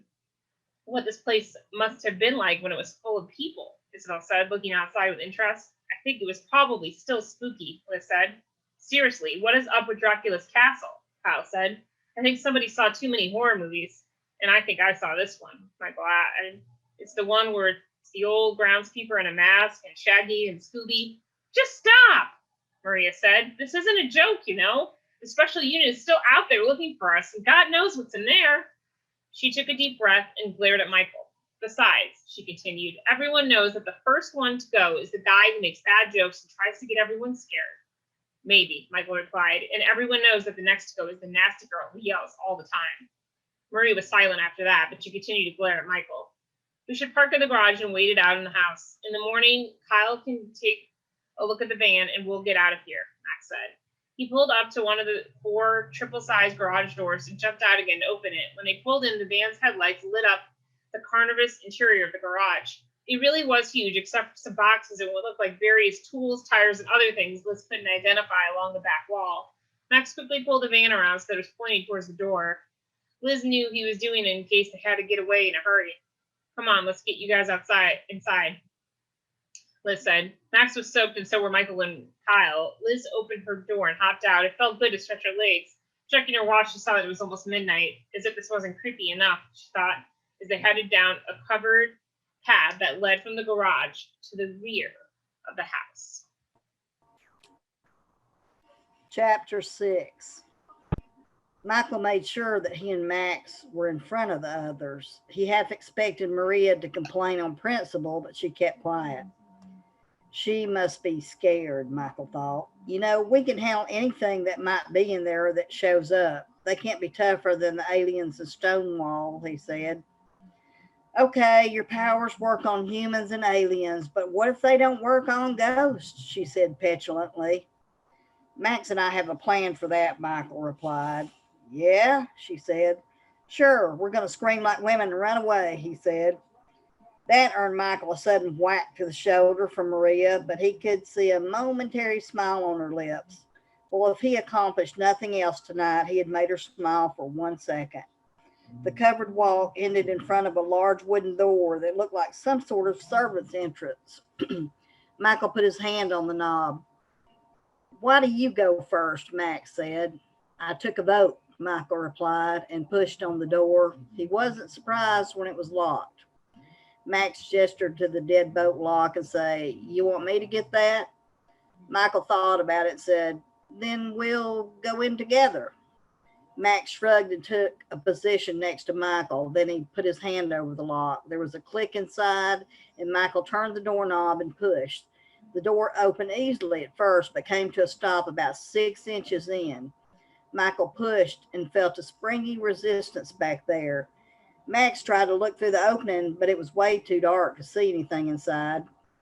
What is it? Liz asked. I don't know. Something's back there, Michael said. Then he turned to Max. Ready? Quietly, okay, Max said. Michael nodded, and together they started pushing on the door with their shoulders. For a moment, the door pushed back, and then there was a tearing sound, and Michael shot forward. Look at this, Max said, pointing to plastic sheeting on the door frame. Someone sealed this place up tight, Michael said. By then, the others had stepped inside and were looking with them. Why do that? They didn't bother to do anything on the outside. Michael tried to look into the room. It was so dark that he couldn't even see the opposite wall. He could, however, see a big commercial-looking stove on the wall next to him. Looks like we're in the kitchen, he said. Next time we explore a creepy old house at midnight with somebody, please remember to bring a flashlight. We could just try the lights, Kyle suggested. There was a click and suddenly the room lit up. Well, the good news is we have power, Michael said. That doesn't make sense. No one has been here in years. The place was locked up tight and abandoned. There shouldn't be power, Max said. Maybe someone's still here, Maria said. I don't think so, Michael said. If someone was around, there would have been lights on when we arrived. They would have heard us and came to investigate. Still, Michael listened carefully and didn't hear any sounds in the house. He was sure they were alone. It didn't make much sense, but he was sure it was true. You guys should check the place out before we go anywhere, Maria said. Okay, Michael said. Then he turned to Max and said, Maxwell, you can't leave us, Maria said. Hard to check the place out then, Michael replied. Why don't we all go together, Liz said. Right, Maria said. That's very important. We should split up. In the movies, that's when things start to go wrong. People split up and they start disappearing. Sounds good to me, Michael said under his breath. I heard that, Maria said. Remember what I said before? The smart-ass jokester is always the first to go. Guys, just keep it down and let's get going, Liz said. They started making their way through the kitchen, and Michael was amazed at the size of it. There were 2 large commercial stoves, much bigger than the one at the crashdown. There were also rows of cabinets and a large metal door that he recognized as a walk-in freezer. Somebody had really lived pretty well in this house. You could fit Hank's whole trailer in a corner of the kitchen, Michael thought, shaking his head. Somehow he couldn't believe the trailer that had been his home for more time than he cared to remember, and this house existed in the same universe. When Michael had left Hank and Chisholm trailer park for good to get his own apartment, he swore he would never live in a mobile home again. And here I am, living in a van, he realized, though he recognized that living with his friends in the van was the first taste of real freedom he had ever known. He had chosen the van, and that was the difference. They were on the run, but Michael felt more in control than he had since waking in the desert after getting out of his pod. Wonder what's in the fridge, he said, walking over to the door to the walk in. He opened the door and saw that not only was the freezer on, but it was stocked from floor to ceiling with meat and boxes of knew what else. Someone's been here and recently, he said. Maybe they had all the lights on, and that's what we saw from the road, Kyle said. Well, it would explain the light we saw, but then where did they go? Michael asked. Looking inside, Michael saw that there was enough food there to last his friends weeks, maybe longer. If no one was here now, someone was expecting some company, a lot of company. Chapter 7. Okay, I'm getting just a little bit freaked out here, Maria said, looking into the freezer. No kidding, Isabel said. She was getting impatient with Maria and her outburst. Excuse me, but it's midnight. We're in the uber creepy haunted house from hell. It's sealed up like a tomb, irony intended, and no one's been here for years except that the meat fairy filled up the fridge recently. Oh, and I left out the fact that according to Madam Sees the Future over there, I'm scheduled to get chased down these stairs by the boogeyman. Actually, I think it was more in the front of the house, Liz said, smiling and pointing the other way down the hall. You think this is funny? Maria said, her voice rising even higher in pitch. Then she smiled in spite of herself. Liz clearly had patience for Maria. For that matter, so did Michael, a seemingly endless supply on this trip. Better them than me, Isabel thought. Look, there's no reason to panic. I'm sure there's a logical explanation for everything, Liz said. Why? Isabel said more sharply than she had intended. For a second, Liz didn't respond. Then she said, well, there usually is. Isabel just shook her head. It's getting late. Where did that thought come from? Isabel wondered. What? Max said to her. She realized that she must have spoken it out loud. I said it's getting late, Isabel said, more testily than she had intended. Max just nodded and said, right, we should settle in for the night. Maria started to protest, but Max waved her off. After we've searched the house to make sure it's empty. If you think I'm going upstairs, Maria said, then you can stay by yourself down here, Isabel said. Maria just glared at her. Michael stepped up to Maria and put an arm around her shoulder. Stay close to me and you'll be fine. That seemed to satisfy her, and she was thankfully quiet. What if we find someone? Liz asked. Then we'll tell them our car broke down and politely ask if we can stay the night, Max said. We'd better leave out the part about being alien human hybrids on the run from a ruthless secret organization within the federal government, Michael said. Max nodded and gave a small smile. Probably a good idea. What if the place isn't empty, but there's nothing alive here, Maria said. What? Isabel said. You know, ghost, Maria said. Come on, there's no such thing, Liz said. How can you be sure? Isabel found herself asking, surprised for a moment that she was on Maria's side of the discussion. For a second, Liz was unsure. Then she said, well, you can't see them and there's no proof. You grew up in Roswell believing the same things about aliens until you started dating one, right? Isabel said, immediately regretting her harsh tone. I guess we can keep an open mind, Liz said, giving her a strange look. I don't need to keep an open mind, Isabel thought. I used to talk to a ghost all the time. Not so much lately, though. In fact, the last time we talked, he complained, you never call, you never write. Yeah, I'm sure that any ghost we meet will be wisecracking but friendly and join our little troop, Michael said. Now, can we get on with this? Yes, let's, Isabel said, pushing her way past the others and stepping into the hallway that led to the rest of the house. Hold on, Max said, but Isabel continued down the hallway. Max didn't catch up to Isabel until she was standing in the next room. He stepped inside and started to say something to Isabel, but he was too startled by his surroundings to finish the sentence. He was in the largest dining room he had ever seen. There was a long table in the center. Max quickly counted 10 chairs on each side, plus one on each end. Someone behind him hit a switch and the chandelier over the table came to life, filling the room with a soft yellow light. With the light on, Max could make out more detail. The walls were rich, dark wood and had candle holders mounted every few feet. He couldn't get over the scale of the room. You could fit the entire crash down in here and have room to spare, he thought. Remind me to go into the lumber business, Kyle said. Unlike the outside of the house, the inside was in good shape. In fact, it had been impeccably maintained. And there was something wrong with that fact, Max realized. There's no dust, Liz said, speaking his next thought out loud. That's right. If no one's used this house in years, there should be dust covering everything, even with a saran wrap over all the windows and doors, Maria said. Just then, there was a bright flash outside that illuminated the three large windows on one side of the room. The loud thunderclap followed a split second later. Ah! Maria screamed.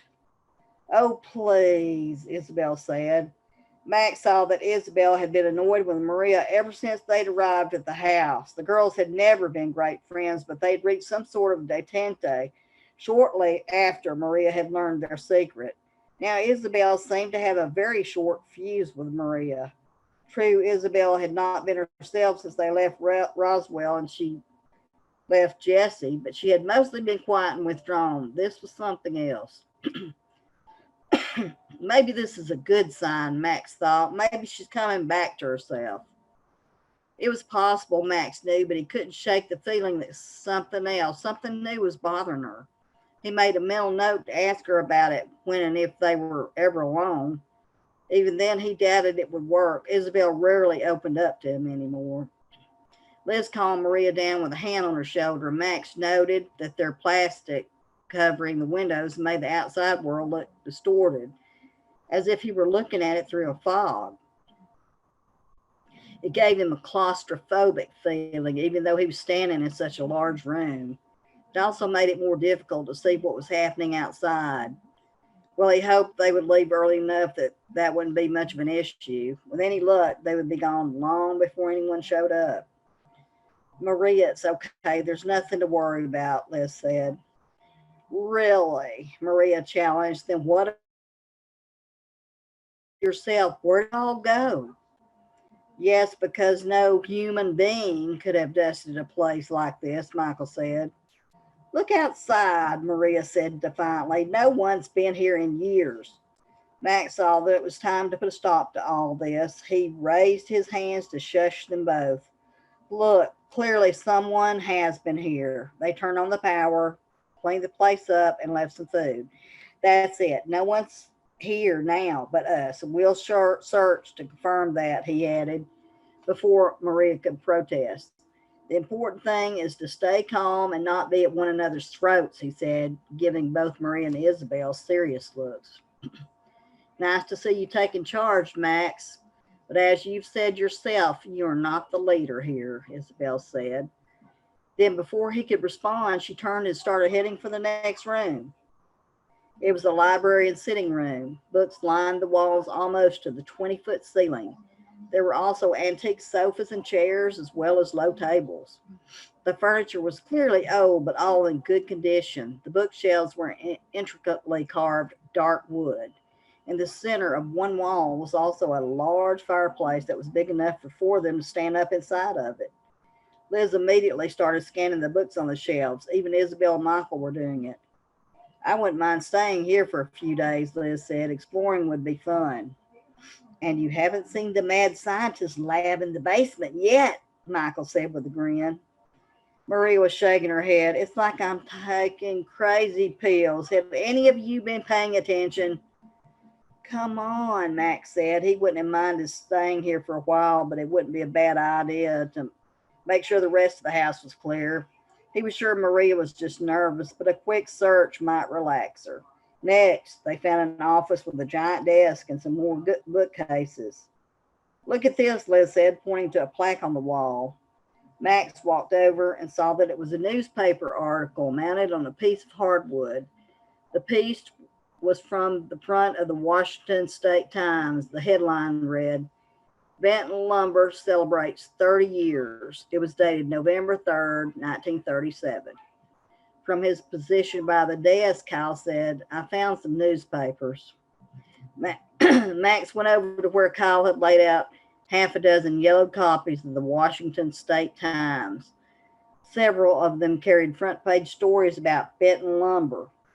Looks like business was pretty good, Kyle said. What's been going on here since then? Liz said. I'm guessing that the owner holed up here getting more and more eccentric or more paranoid until he died and started haunting the place, Michael said. Maria just glared at him. Come on, Max said, and they continued. Their next stop was the large open room.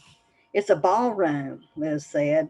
It was a large space as big as a wedding reception hall and very elegant with chandeliers hanging throughout the room. Jackpot, Kyle said, heading for the far end of the floor. What is it? Max asked as he and the others followed. Kyle reached the bar first and vaulted over it. When he turned to face his friends, he was smiling. This haunted house comes with an open bar, he said, producing a bottle from under the counter. Looks like a party. Well, we can't really drink, you know, Max said. Oh, yeah, Kyle said. He had been with Max the first night Max had tried alcohol, and then the second. The effect had been profound and dangerous. Besides the disorientation Max had felt, his powers had gone crazy. I respect that the aliens among us must abstain, but that doesn't mean we mere mortals can't enjoy ourselves, Kyle said. Max turned to Liz and said, I don't think it would be safe for you now, not with your developing powers. Well, I was never much of a drinker before, Liz said, a thin smile on her lips. Max was glad for the smile, though he hadn't intended it at the time. He knew he had changed her somehow when he had brought her back that day at the crashdown. At first, she'd been terrified by the changes and the emergence of her powers. Max knew she was still scared, but maybe this was a good sign. Looks like it's just you and me, Maria, Kyle said. Yeah, that's what I need because I'm not freaked out enough, Maria said. Leave it to our alien friends to spoil the party, Kyle said, frowning. As he looked back at the bar with disappointment, something caught his attention. What the? Kyle said, bringing up something else from behind the bar. Great. Snapple, Michael said, reaching out to take the bottle from Kyle. He opened it and took a sip. That's what I'm talking about. What will everybody have? Kyle asked. I've got soda, Snapple, you name it. Should we? Liz asked. Come on, we can leave a few bucks on the bar when we go, Michael said. Max nodded and Kyle passed out drinks. When we're finished our look around, I say we see what else they've got to eat around here, Kyle said. All the better to fatten you up with, Maria said. What? Kyle said. You know, Hansel and Gretel, the witch that built a candy house to attract kids that she could fatten up and then eat. Maria raised her eyebrows with each question. And you think that's what's going on here? Kyle asked. Makes as much sense as anything else we've come up with, Maria said. Not really, Isabel said and walked on. The group continued its tour of the mansion. They found a great room in the front of the house. It had another huge fireplace, sofas, and large windows that looked out over the front of the house. Continuing, they found an actual gymnasium as well as a children's rec room full of old toys and early pinball machines. I am really starting to respect old man Benton, Kyle said. Max looked at the toys and got a chill. Everything was in good condition but bore the unmistakable look of age. The house looked like a museum without the red velvet ropes. He'd wondered what happened in this house that the owner kept it intact as the years and decades passed. He had no doubt that someone had been here recently to clean up. Still, long before that, someone must have lived here for years with place frozen in time. He guessed that the outside had been neglected for maybe 10 years, but the inside was stuck in what, the 50s, the 40s? It didn't make sense, and behind it was a feeling that Max couldn't quite place. He saw Isabel taken in the room and thought she looked very absorbed. Something in this house was affecting her. Suddenly, Liz was next to him. She took his hand. Feels like they're still here, she said, whispering. That was it. Intellectually, he knew they wouldn't find any people here tonight, yet he could shake the feeling that they weren't alone here. Come on, it's after 1, he said, checking his watch. They needed to finish and get to bed. He realized he would feel better when they were off in the morning, away from here. Isabel stared at the toys. He said. When she didn't turn around, he approached her and tapped her on the shoulder. It's getting late, he said. Ah, Isabel exclaimed as if he had given her an electric shock. She whirled around and looked at him. For a moment, her guard was down completely. She looked vulnerable and, what was it, scared? Max was immediately sorry he had scared her. An instant later, her control was back and her face was unreadable. Don't sneak up on people, she snapped, glaring at him. Sorry, Max said, but she wasn't listening. Isabel led the group down the main hallway and up the main staircase. Max felt Liz tense up, and he guessed this was the place from Liz's vision. He saw the balcony at the top. That must have been where Maria fell, or would fall, unless they prevented it. Maria clutched Michael as she headed up the stairs. Beyond the balcony was a long hallway with closed doors on each side. Isabel opened the first door. From behind, Max could see that something was wrong. She was holding her hand to her mouth. What is it? Max said, sliding in behind her. Then he saw inside the room. Like the rooms downstairs, the 2 large windows were covered in plastic. But this wasn't an extravagant living space. This was a child's room, a girl's room. Against a far wall was a canopy bed with frilly pillows and a lace bedspread. In the center were a rocking horse, dollhouse, and doll collection. Are you okay, Max asked softly. I thought I heard someone laughing, maybe a child, she said. Then she shook her head. No, it's impossible. It must have been something else. Max nodded, but he thought there was something odd about the room. It looked like someone still lived here. It was easy to imagine that the little girl might return any moment. That thought gave Max a chill. Gently, he took Isabel by the arm and led her back outside. I think this house is getting to us, he whispered to her when they were in the hallway. What is it? Kyle asked. Nothing, just a bedroom, Max said. So is this, Michael said from the next door down. They walked the hallway, trying each door. The entire floor seemed to be bedrooms. There were 2 more children's rooms, a nursery and a boys' room. There were also a number of large bathrooms and children's libraries. Farther down were adult bedrooms, each with large, ornate beds and heavy curtains. Each room was in a pristine condition. Creepsville, Michael said. I don't think so, Isabel said. They were the first words she had spoken since they had found the first bedroom. It's all kinds of comfortable. A little over the top gothic for me, Maria said. They came to the end of the hallway where there were ornate double doors. Isabel opened them and revealed what was by far the largest bedroom. The room took up the entire rear of the house. There was a large bed against the wall and a bank of windows that overlooked what must have been a beautiful garden. Max could see an empty swimming pool as well. There were bookshelves as well as sofas and chairs. The place looked more like an apartment than a bedroom. Stepping inside, Isabel opened a door and disappeared inside. Max followed and saw that she was inside a large walk-in closet still full of clothes. Through another door was a bathroom 3 times larger than his room at home. This is my room, Isabel declared. No one questioned her. Max said, looks like there's no one here. Let's go downstairs and get what we need from the van and keep watch for a while before we go to bed. They headed out to the hallway, but Maria stopped. If it's all the same to you guys, why don't we take the back stairs? Chapter 8. Liz put the last log on the fire and set it back. Max raised his hand, and the pile of logs began to smoke. Seconds later, the fire was blazing, and Max put his hand down. Reflexively, Liz turned back to check on Maria, who was sitting on one of the sofas they had moved in front of the fire. Maria was looking around nervously. She relaxed when Michael appeared from the hallway. He was loaded down with the 2 bags that contained their 1 change of clothes each and their bathroom stuff. He also had Maria's new guitar strapped to his back by the strap on its soft case. "Where were you?" Maria said sharply. Michael's face set, and he held up the bags. "Is that a serious question? Because if it is..." Liz cut him off by stepping in front of him and took one of the bags. "Thanks, Michael," she said. "You're welcome, Liz," he said in deliberate, even tones as he gave Maria a look. Then something softened on his face, and he walked over to Maria and handed her the guitar. "Here," he said, and then he turned quickly to Max before she could respond. "Anything?" Max said. "Nothing going on out there, but I think the rain is stopping," Michael said.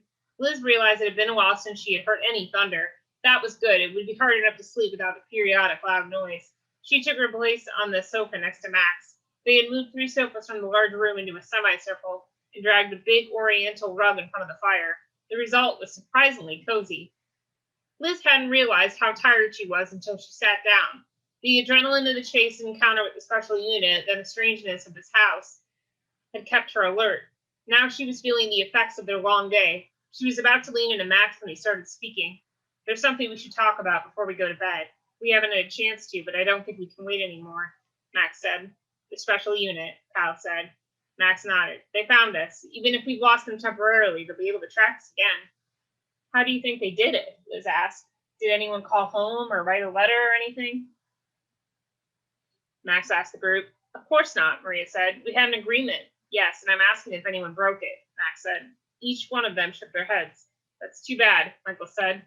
"Why?" Maria asked. "Why?" Maria said. "Because then at least we would know how they did it," Michael said. Max nodded. "Now we have no idea, and no way to stop it from happening again. Maybe the incident in Stonewall got someone's attention," Kyle said. "I mean, you and Michael did take a few shots at that UFO, which blasted out of there pretty quick. Maybe that showed up on somebody's monitor somewhere." "I thought about that, but that was days ago and hundreds of miles back," Max said. "They had plenty of time to pick us up before now." "Maybe they tracked the diamond somehow," Liz said, fingering the diamond Max had made for her. "I think that's the most likely possibility," Max said. "I made those new ones recently." "But how would they know about some diamonds we unloaded in a pawn shop in the middle of nowhere?" Michael said. Max shrugged his shoulders. "I don't know for sure, but Agent Pierce seemed to know a lot about our powers and how they worked." Liz cringed inside for Max. She knew he didn't like to talk about Agent Pierce and what that man had done to him in the White Room. There was very few people Liz had ever truly hated in her life, but Pierce was certainly one of them. They did have one of us in 1947 that they experimented on, maybe using their powers on some and leave a residue that they can trace. That makes as much sense as anything else, but what do we do about it? Michael asked. "That's what we need to talk about," Max said. "Come on, Max," Michael said. "You know you already have a plan." "I've told you before, I'm not," Max began. "I know you're not the leader here, but why don't you tell us what you think, so we can put it up to the committee for a vote?" Michael said. "Okay, I think we have to stop using our powers for a while. No more diamonds. We'll have to earn money however we can," he said. "That's dangerous too, though. It puts us into close contact with other people over a period of time," Kyle said. "True, but I think it's the only way to go," Max said. Everyone nodded their agreement. "Well, I, for one, will be happy to leave this house. Give me the special unit any day over Dracula's castle," Maria said. "I think something happened here," Isabel broke in. "Why do you say that?" Max asked. Isabel shrugged. "I don't know, it's just a feeling. Nothing adds up. The place looked like a museum on the inside, and is falling apart on the outside. It's like the house is waiting for something." She shook her head. "Can't explain it."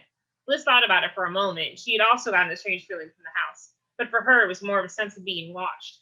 "Don't worry, we won't be staying long," Max said. "I'm not sure we should be in a rush to go," Isabel said. "What?" Maria said. "I think there's something going on in this house, something worth exploring," Isabel said. "Why would we want to?" Maria said. For a moment, Liz could see Isabel struggle to remain in control, and for her that was a colossal emotional display. "I just think there are forces at work here. We could learn something about death. You know, the greatest mystery in the universe," Isabel said. Liz knew she'd almost died 3 years ago at the crash down, but Max had brought her back before she'd really felt anything. Max, however, had been dead for much longer. Whatever he had seen after he had passed still haunted him, she knew, and he refused to talk about it, even to her. Maybe Max's experience was why Isabel was so interested in the afterlife. I'm sorry, I don't think we can afford to stay past tonight, Max said. Why not? You're not actually afraid of ghosts, are you, Max? Before he could respond, she continued, and if the special unit knows where we are, nothing we try to do now matters anyway. I really think we lost them, or they would have caught up with us by now. But we have to put as much distance as we can between ourselves and the last place they tracked us to, Max said. And whoever had been in here to clean up and stock the place with food has to come back sooner or later. Better if we're gone when they do, Liz said. Isabel looked around the room. Is that how you all feel? She asked. The others nodded. I'm sorry, Isabel, Kyle said.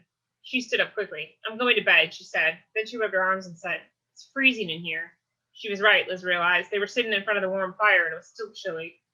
That would be the ghosts, Maria said. Everyone shot her the same questioning look at the same time. What? Don't you know anything? Ghosts draw on thermal energy when they act on the physical world. You know, chasing girls over balconies, that sort of thing, Maria said. Really? Liz found herself saying. Maria nodded. My mom and I used to watch that show, Haunted Places, Maria said. Sounds like a crock to me, Michael said. I wouldn't expect, Maria began. A loud crash suddenly sounded from the back of the house, startling all of them. It was such a shock that even Maria was too surprised to scream. The next thing they heard was a loud thumping noise. For a long moment, no one spoke. Well, we can't stand here forever, staring at one another. I'm going to check that out. Anyone coming with me? Isabel said. Isabel followed the sound towards the back of the house, the others just a few steps behind her. The thumping continued and got louder the closer they got to the kitchen. When she was only a few feet from the kitchen, Max stopped and said, Hold on. Isabel didn't hesitate. Then she felt Max's hand on her arm. Let's at least check it out together, Max said. Okay, Isabel said. Max and Michael stepped forward to either side of her, and the three of them entered the large kitchen. Once again, Isabel could help thinking it was comfortable. The loud noise felt like an intruder in the house. It was much louder in the kitchen. There, Michael said, pointing to a door on the side of the wall. Isabel had thought before that it was another pantry and hadn't bothered to investigate it. Now they approached carefully and peered inside. It was a hospital room. No, not a hospital room, more like an infirmary. The walls were white, though they had yellowed with age. There were 5 hospital beds, 3 on one side and 2 on the other. There were IV equipment, curtains behind the beds, and trays full of old-fashioned medical equipment that Isabel did not recognize. She took in the room. She was vaguely aware of Max and Michael closing a window. They also rustled with a shutter or something that must have been making the noise. The room could not have looked more out of place in the house, which, for all of its dark wood, heavy drapes, and thick carpet, was still a place that Isabel could imagine a family living in. Suddenly she realized something and felt a sharp stab in her stomach. They died here, Isabel said. Who died? Liz said from beside her. The family. I think they all died in here, she answered. Though she had used the word think, she meant no. She felt it somehow with a dread certainty that pained her. Suddenly she didn't want to be in this room anymore and quickly stepped back in the kitchen. Well, mystery solved, Michael said, his voice light. Isabel couldn't understand it. Hadn't he felt anything in there? How could he have missed it? She felt Max's hand on her shoulder. Are you okay? He asked. I'm going to sleep, she said. She was looking forward to going back into the master bedroom. The feeling she had gotten there had been good. The opposite feeling she had gotten in the infirmary. She started towards the front of the house. Wait, we'll all go, Max said, following her.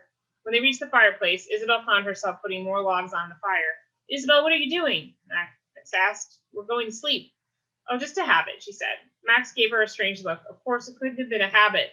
They didn't have a fireplace at home. Still, to her, it had been a natural thing to do, like something she had done before. Silly, she thought. I must be tired. Isabel collected her things and was about to go when Max said, I don't think we should sleep alone. Right, that's how the teenagers always get in the movies. They separate and then wham, Maria said. First of all, Isabel said, this is not some stupid movie. And second, we've been sharing a single motel room for how many days now? Well, extra room won't cost us anything tonight. I'm sleeping alone. I think we could all pair up, Max said. Maria sighed and shook her head. Kyle could bunk with you. I just think it would be safer if none of us were alone, Max said to Isabel. Okay? He asked, turning to Kyle. Kyle looked uncomfortable and said, sure. Then there was a look on Isabel's face and said, look, Max is right. I'll sleep on the floor. No, Isabel said firmly. I'm sleeping alone tonight for the first time in 2 weeks. I'm sorry if that bothers you, Max, but this isn't something we're going to vote on. Isabel turned and headed up the stairs. Chapter 9. Isabel entered the bedroom and immediately felt herself relaxing. She realized that she felt at home. It was silly, she knew. This house was nothing like her home in Roswell. Nevertheless, it did feel comfortable. She turned on the lights and saw something she hadn't noticed before. An old painting in the sitting area off to the right. It was a family portrait. There was a couple in their 30s. The woman was wearing a white dress. She was beautiful, Isabel saw, with long, curly blonde hair. The man was handsome and wearing a suit. They both had broad smiles on their faces. The mother held a baby in her arms, and two more children posed in front of the parents. One of them was a blonde girl of about 6. Suddenly, Isabel was sure that the room with the rocking horse had belonged to her. Next to the girl was a boy who was maybe a year older. They all looked happy, very happy, she realized. That's because they were, she thought. 5 happy people living in this house full of toys and children and life. Suddenly, Isabel had an image of the house as it had been when the family was here. Bustling with activity, with children running down the hallway, household staff in the kitchen and tending the grounds. She saw extravagant birthday parties for the children and smiled. The images should have been alien to her. Her own father was a lawyer, and they lived comfortably, but they were nowhere near as wealthy as the former occupants of this house. Yet the house and the images seemed familiar to her. Happy children and beaming parents. Maybe that was it. She knew she and Max had been lucky to have been found and raised by their parents. Their childhood's been normal and happy, almost surprisingly so, considering the secret that they carried. These 5 people had been happy in a way she understood, in a way that had little to do with money, she realized. 5. Then Isabel felt the chill as she remembered the 5 beds in the infirmary downstairs. She saw the horrible truth. They must have gotten sick, she realized. Isabel felt her face go flush and her throat begin to constrict. Then there was noise from outside. It was her friends finding their own rooms. Isabel knew that Max and Liz would be staying together, and she had a feeling that Maria and Michael would put aside their differences for the night, especially given how scared Maria had been since they'd arrived. Kyle didn't have anyone, but she thought he would be all right on his own for the night. He was single. He hadn't lost anyone, like I have, she thought. Alex. What about Jessie? Part of her mind protested. But it was different. She had left Jessie, and she had done it because she was able to. She had not left Alex. She had lost him. Alex had been taken from her the way those 5 people must have been taken from one another. What had become of their happiness? Had they died together, or one at a time? Isabel couldn't decide which was more horrible. More noises from outside. Laughter this time. To Isabel, laughter seemed inappropriate now, given what she was feeling. Quickly, she strode over to the door and slammed it closed. The crash of the door against the frame was satisfying. Immediately, a small thump sounded on the other side of the room. In the sitting area, a book lay face down and open on the ground, and Isabel realized the slamming of the door must have knocked the book off the shelf. She reached down to pick it up and saw that it was a black, leather-bound book that read 1948 on its spine. On the shelf above were a series of smaller books that went back to 1938. Picking up the book, she saw that it was a handwritten journal, and the front of the book identified it as belonging to Robert Benton. The date of the entry that the book had opened to was March 15, 1938. Isabel got a chill and realized that the room seemed measurably colder all of a sudden. She found herself afraid to read any further. This was the last book on the shelf, and she was sure it held answers to the questions she had since they arrived, answers to the feelings that this house brought out in her. For a moment, Isabel thought about returning the book to the shelf and leaving this room. She could find Kyle and stay with him. That would be hiding, the thought rose up on its own. They want you to know, and you need these answers. But Isabel had decided a long time ago that she wouldn't let fear rule her, so she held her place in the book with her finger and walked out towards the bed. She propped up against the headboard and climbed under the covers and began to read the March 15th entry. Later, Isabel would wonder how things would have turned out if she had just put the book away. Certainly they would have been different, but whether they would have turned out better, she didn't know. Nice big bed, Michael said, smiling. Cozy, he added. Maria rolled her eyes and headed into the room's bathroom. Michael had never slept in a bedroom that had its own bathroom before, unless you counted motel rooms. This was, without a doubt, the nicest place Michael ever stayed. It was certainly light years from Hank in the trailer park. Maria came out of the bathroom dressed in her long t-shirt. It didn't reveal much except her lower legs, but on her it drove him crazy. He smiled and raised his eyebrows at her. If we weren't in such a god-awful, creepy place, you'd be sleeping somewhere else, buddy, she replied, climbing under the covers. You tell yourself whatever you want if that makes you feel better, Michael said, joining her. What is that supposed to mean? Maria said, annoyed. It means we need to stop kidding ourselves. You are so sure of yourself, aren't you? She said. He smiled again. No, I'm sure of you. You arrogant bastard. You You men are all alike, and it looks like that goes for aliens, too, Maria yelled. Michael tried to restrain a smile. Yeah, it's a real problem, he said, and he leaned over and kissed her. Despite her annoyance, Maria responded immediately, kissing him and pulling him closer. For a moment, the last 2+ years melted away, and they were back at the crash down together, in the janitor's closet in a race room at school, in a room when her mother was out. Everything before or since slipped from his consciousness. He was getting lost again, getting lost in her. There were no pods, no Hank, no trailer, no skins. No one was chasing them. There was only Maria, and she was sweet. Perfect. The only perfect thing in his life, probably the only perfect thing he had ever known. He came up for air and said, I knew you would come around. Who says I'm coming around? Maria said, kissing him again. A moment later, he came up again and said, you know about us. Don't get ahead of yourself, Michael. Just chalk us up to the spooky surroundings and the heat of the moment. Don't try to make it more than it is. She was looking at him with her eyes wide and her mouth slightly open. He knew what she was offering, and he wanted it. But there was something he wanted more. The voice in his head kept repeating, don't blow this. Take what you can get. He knew that voice. He had listened to it almost all of his life. But not this time. What if I want more? Michael asked, pulling back slightly. Even as he did, his body protested and tried to move forward on its own. The voice in his head wasn't whispering now, it was screaming. Are you serious? Maria said. Who are you, and what have you done to my rude, insensitive former boyfriend? Maria, it isn't that I don't want you, he faltered. Well, I'm here, Buster, Maria said. Michael looked into her eyes. He had once said to her, ever since I kidnapped you and stole your car, I knew you were the girl for me.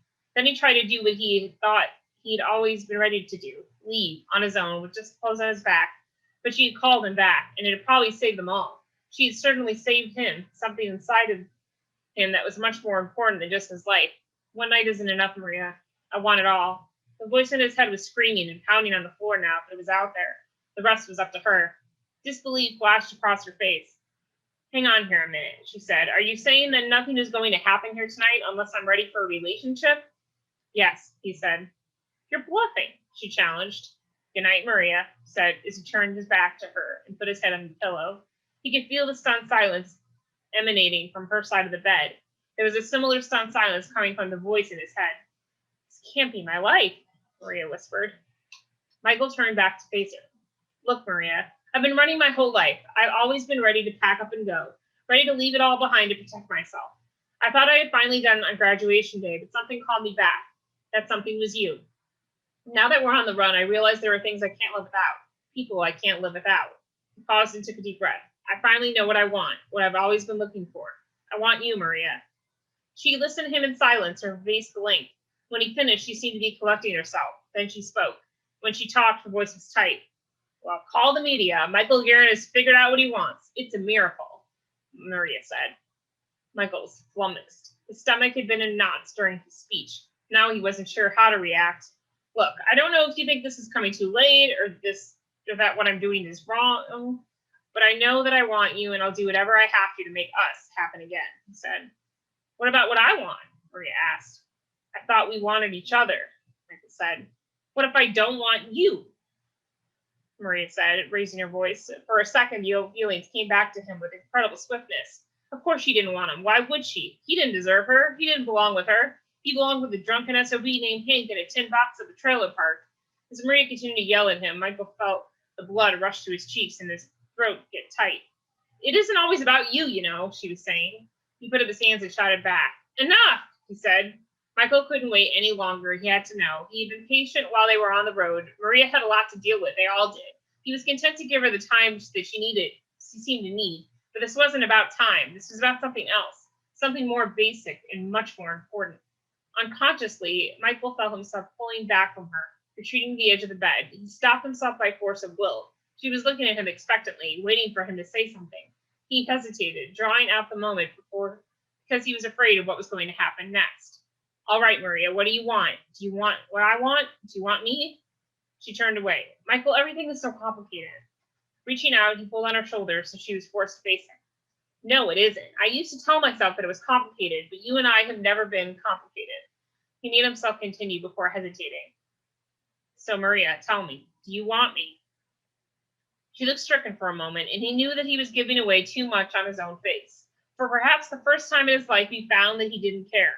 She was about to answer the most important question he had asked in his life. Her face softened, and she reached for his cheek with one hand. Michael, she began. He had dreaded what she might say, but he needed to know the truth. It's a simple question, Maria. Yes or no, he pressed, keeping his voice steady with effort. He held his eyes on her. Whatever happened, he wanted to see it coming. For a moment she was silent, and he felt his life hanging suspended on a wire, waiting. He didn't have to wait long this time. No, she said in a soft voice. Michael felt like he'd been hit in the stomach by a truck. As if he was still absorbing her answer, she said softly, I'm sorry, Michael. He wanted to say something, to change her mind, or maybe to hurt her, but his defenses were gone. All he could do was stare at her face as tears rained down her cheeks. I love you, he said, surprised that he could speak at all. He took a deep breath. I would die for you. Suddenly she screamed, reached out with both hands, shoved him. Already close to the edge of the bed, he felt himself fall backward and landed hard on the wooden floor. What the? He sputtered in surprise. Maria peered over the bed, looking down at him. He tested his limbs to make sure he wasn't hurt. Getting to his feet, he asked, What? You're upset that I would die for you? His momentary confusion was making him forget what had just happened between them. Why are you in such a rush to die, Michael? Maria said, anger flashing across her face. By the time Michael got to his feet, she was on hers and leaning into him. I'm not in a rush to die, but you die for me, she spat back at him. I would, he said. What about Max? Would you die for him? She shouted. Yes, of course, he said without thinking. Let's say you died for me, or Max, or some stray dog. Where does that leave me, Michael? Maria said. Well, I mean, I don't think it's going to come to that, he said, no less confused than he had been before this conversation had taken its bizarre turn. But it is, isn't it? You are going to die. Liz saw it in her vision, Maria said. She also saw you going over the balcony, but I told you that I wouldn't let that happen. Let's say you don't. Then what? And let's say you prevent Liz's vision of you from coming true. You still don't get it. You think you're the tough one, Sonny Corleone, the hot-headed, the fighter. You're the hothead, the fighter. You practically got most likely to die tattooed to your forehead, Maria said. Everybody dies, not everybody. She cut him off, tears running down her face. I'm tired of this macho crap. What if I don't want a dead boyfriend? She sobbed. Maria, he said, reaching out for her with both hands. She pushed his hands away. Get away from me. Get out of here, she said. Michael felt anger replacing his confusion. You know, this is crazy, even for you. He turned and reached for the door. Don't think for a second that you're going to be leaving me alone in this room, in this place. Without turning around, he replied, I thought you said. He felt a pillow hit him in the back of the head. You can sleep on the floor, space boy, she said. Michael wanted to rush out of the room. He didn't have to take this from her, but that would mean leaving her alone, and there was Liz's vision to consider. For a moment, he weighed his desire to storm out against the additional danger that might mean for her. It was close, but Michael decided to stay. His decision made, he slowly closed the door and turned off the light. When he turned around, he just caught the blanket that came sailing at him. Chapter 10. Kyle paced in his room. He didn't like the idea of Isabel being in her room all alone. The special unit might be onto them, and the house was creepy, over the top, horror movie creepy. And wasn't that the first rule of horror movies? No matter what happened, you never went anywhere alone otherwise. Then again, I'm alone, he thought, but that was different. It felt different anyway. Maybe he had seen too many horror movies with his dad. Michael and Maria had argued about who died first, the smart aleck or the mean girl. From what he remembered, they both usually went pretty early. What about the Buddhist ex-jocks, he wondered, and what about beautiful, half-human, half-alien hybrids? Kyle found he couldn't even smile at that. Isabel was being foolish. If they stayed in pairs, they couldn't be taken one at a time. There would always be one person who could bite or call the others. Taken by whom, he wondered. He didn't know, but he couldn't shake the feeling they were foolish to take any chances. Then, before he was aware that he had even made a decision, he found himself grabbing a pillow and a blanket. By the time he reached the bedroom door, he knew what he was going to do. Out in the hallway, he headed down to Isabel's room. Passing Michael and Maria's room, he heard shouting. Well, it's nice to see people sticking to their routines. Then he was standing in front of Isabel's door. He wanted to knock, but he knew what would happen if he did. Instead, he scoped out the floor. There was also an oriental carpet in front of the door, for which Kyle was grateful. Tossing the pillow down, he wrapped the blanket over his shoulders and lowered himself to the floor. This wouldn't be too bad, he realized. He'd slept on his share of floors, and the carpet here was pretty thick. Putting his head down, Kyle realized he was tired after all. Well, he felt better about relaxing now. He would know if anyone came to Isabel's door. Kyle closed his eyes and let himself fall asleep. Isabel had barely opened the book when she heard creaking outside, but chalked it up to her friends moving around in this old house. She doubted the special unit would be so quiet if they came in. Looking back down at the book, Isabel started reading the entry that the book had opened to when it fell. March 15th, 1938. Father would not be pleased. I have not written in over a week. When I was growing up, I never would have considered such a lapse. Of course, I never thought I would still be maintaining a journal at all at my age. Father was so certain that every detail of each of our lives as Bentons was worthy of record. Even as a boy, I thought the idea silly. However, I maintained the daily journal religiously out of fear of him, if for no other reason. Now I am much less afraid, but only slightly less religious in my record keeping. I'm not as sure that posterity will be interested in my life, but perhaps the children will be when they're older. If nothing else, it may amuse them. Well, Claire has finished decorating the house. This was probably the greatest test of my bride. When Father built the house as a gift for the birth of the baby, I told my dear Claire that we would not have to live here if she didn't like it, especially knowing Father's peculiar taste. And when I saw the finished home was grand, but owed more to Baron von Frankenstein than Frank Lloyd Wright, I made the offer again. Claire refused. She recognized that the house was a gift for her and a peace offering for Father. And considering how against our union he was, I had to admit that it was a large step for him. Besides, she said, it has great character. It will be our own castle. I think it will be very comfortable. Isabel looked up for a moment. Isn't that how she had thought of the house?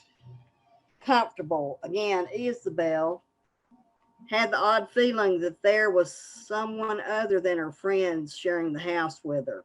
She continued reading, and she has made it so. The children love their rooms. They've spent long days having adventures on the grounds. Though I never would have thought it possible, this place is home. I have no doubts that we will never live anywhere else. Besides, it keeps me close to the mills, which I have no doubt was Father's intention. He has given up on my older brother as a successor, which suits Matthew fine. Speaking of Matthew, the impossible has happened. He has announced his engagement. She is a lovely girl, quite too good for him, but then my Claire was too good for me. My wife immediately insisted that we have the engagement party for them here and has thrown herself into the arrangements with her usual fervor. The only thing that clouds her joy is the baby's fever, but it has only been a day, and the doctor assures her that it will pass. Isabel got a chill from that line and thought again of the empty beds in the room off the kitchen. The next entry was from the following day, March 16th, 1938. Claire is marching forward with the preparations for the engagement party, but she is slowed somewhat because she has barely let the baby out of her arms. The doctor has been here twice today and has given her every assurance, but Claire can barely let Jonathan out of her arms to sleep. Father seems more and more certain that war will come to Europe and that will mean increased demand for our lumber. He is building more meals to prepare, and I have been spending too many long days away from Claire and the children. That will have to change. I have already told Father that he must be prepared to do without me for the month of July. I will take the first real vacation since Claire and I have married. I have promised her, and she is happy, insisting that we spend the entire month in our new home. Father was surprised, but I stood firm, and to my surprise, he relented. I think that some of my wife's strength has rubbed off on me. Either that or Father is finally relaxing. March 17th, 1938. The baby's temperature remains high, though the doctor tells us that it will soon pass. Little Jonathan is brave and barely cries. I thought that Claire was looking tired, so I had the doctor check her, and sure enough, she has fever as well. She pushes herself too hard. Though she promised to take the day to rest, I found her busy when I came home tonight. I should have checked on her, and we'll have to come home earlier tomorrow. March 18th, 1938. An incredible thing happened today. Father came to visit Jonathan, who now has a rash in addition to a fever. He favors the baby because he was home more when Jonathan was born. Still, an unplanned visit to his grandchildren was extraordinary. He was remarkable with other children as well. They didn't quite know what to make of the visit, but they were thrilled by the attention. I think Father truly is relaxing, that some good has come from this fever. The doctor tells us not to worry. Apparently, those sicknesses are self limiting and do not last more than a few days. Unfortunately, it seems to have come upon Claire quickly. Her fever has been high, and her rash appeared scarcely a day after her fever began. She remained in bed most of the day with Jonathan. I think this is the first time in our life together that Claire has stayed in bed after 9 o'clock in the morning. If not for the doctor's assurances, I would be concerned. Now, little Robert has begun to run a fever as well. It looks like we might all suffer together for a few days. Little Sarah and I still feel well. She is quite a help to her mother, as is Robert. I will try to come home early tomorrow to look after them. March 19th, 1938.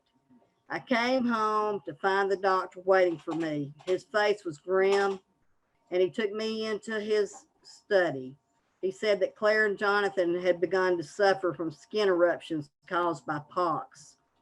I said I knew that Claire had had chicken pox as a child, and that was when he told me that it was, I can scarcely write the word, as if by not committing it to paper, it will not be real. Yet I am my father's son, despite my many attempts to deny it over the years, and I will not let fear rule me. Smallpox. I can write no more today. March 20th, 1938. I called Father yesterday. Immediately after I heard, his reaction was swift. I have never seen him so driven. He insisted that the doctor stay and questioned him harshly. He knew for a fact that he and the children had been inoculated against smallpox. Apparently, the vaccine is not always effective, and no better injection will be available for years. Father immediately called his law firm to find out if there was any experimental inoculations ready now, despite the doctor's insistence that vaccination would do no good after the infection had begun.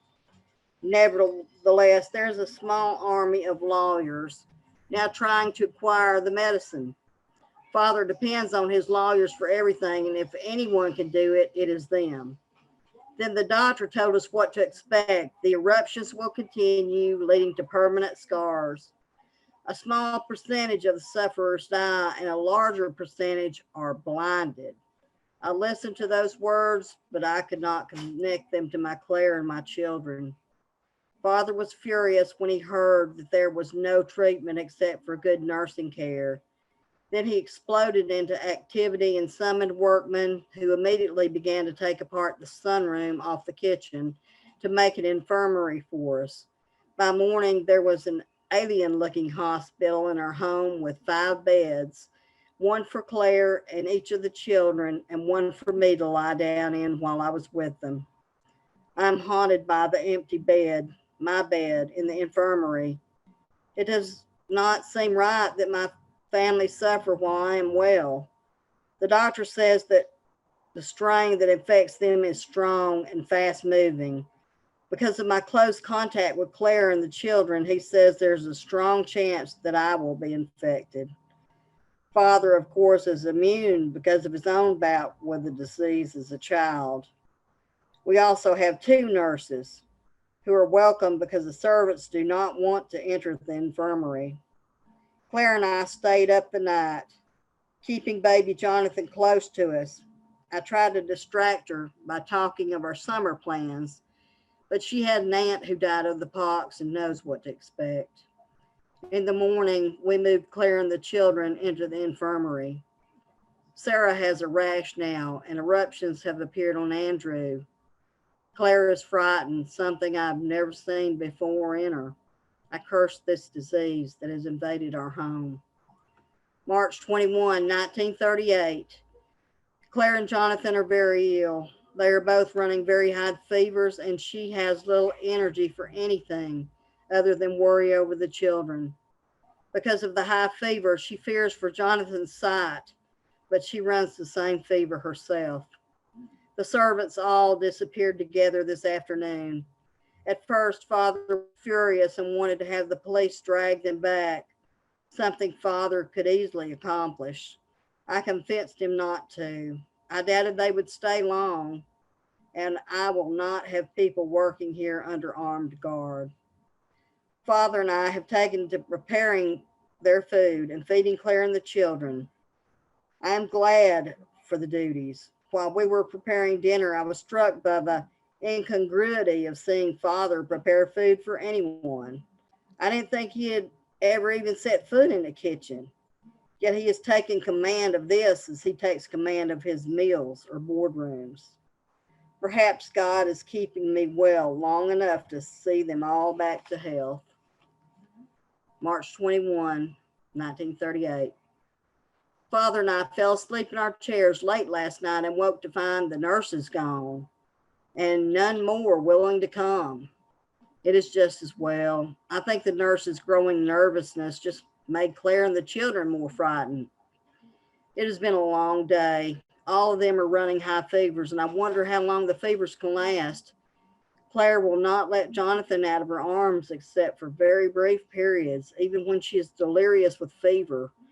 We also have had to place Andrew's and Sarah's beds close to hers so she could touch them. At first, I feared for their eyesight because of the prolonged fevers, but now my fears have turned much darker. Father and I do all we can, keeping them clean and applying cold compresses. Claire and the children have stopped eating entirely. The doctor consults with us only by phone now. When we discussed their temperatures and condition, he was quiet for a long time and then told us that we could expect a crisis soon for Claire and the baby. Father does not look well. It is not the illness, however, he is aging. I had always thought my father indestructible, but worry creases his face and stoops his shoulders, and I would not have thought it possible, but his hair looks much grayer than it did just days ago. We do not speak much. Tonight, I saw something that I never thought I would live to see. Father was kneeling down next to the three beds, his hands clasped in prayer. I was too stunned to move for long seconds. Then I kneeled down beside him.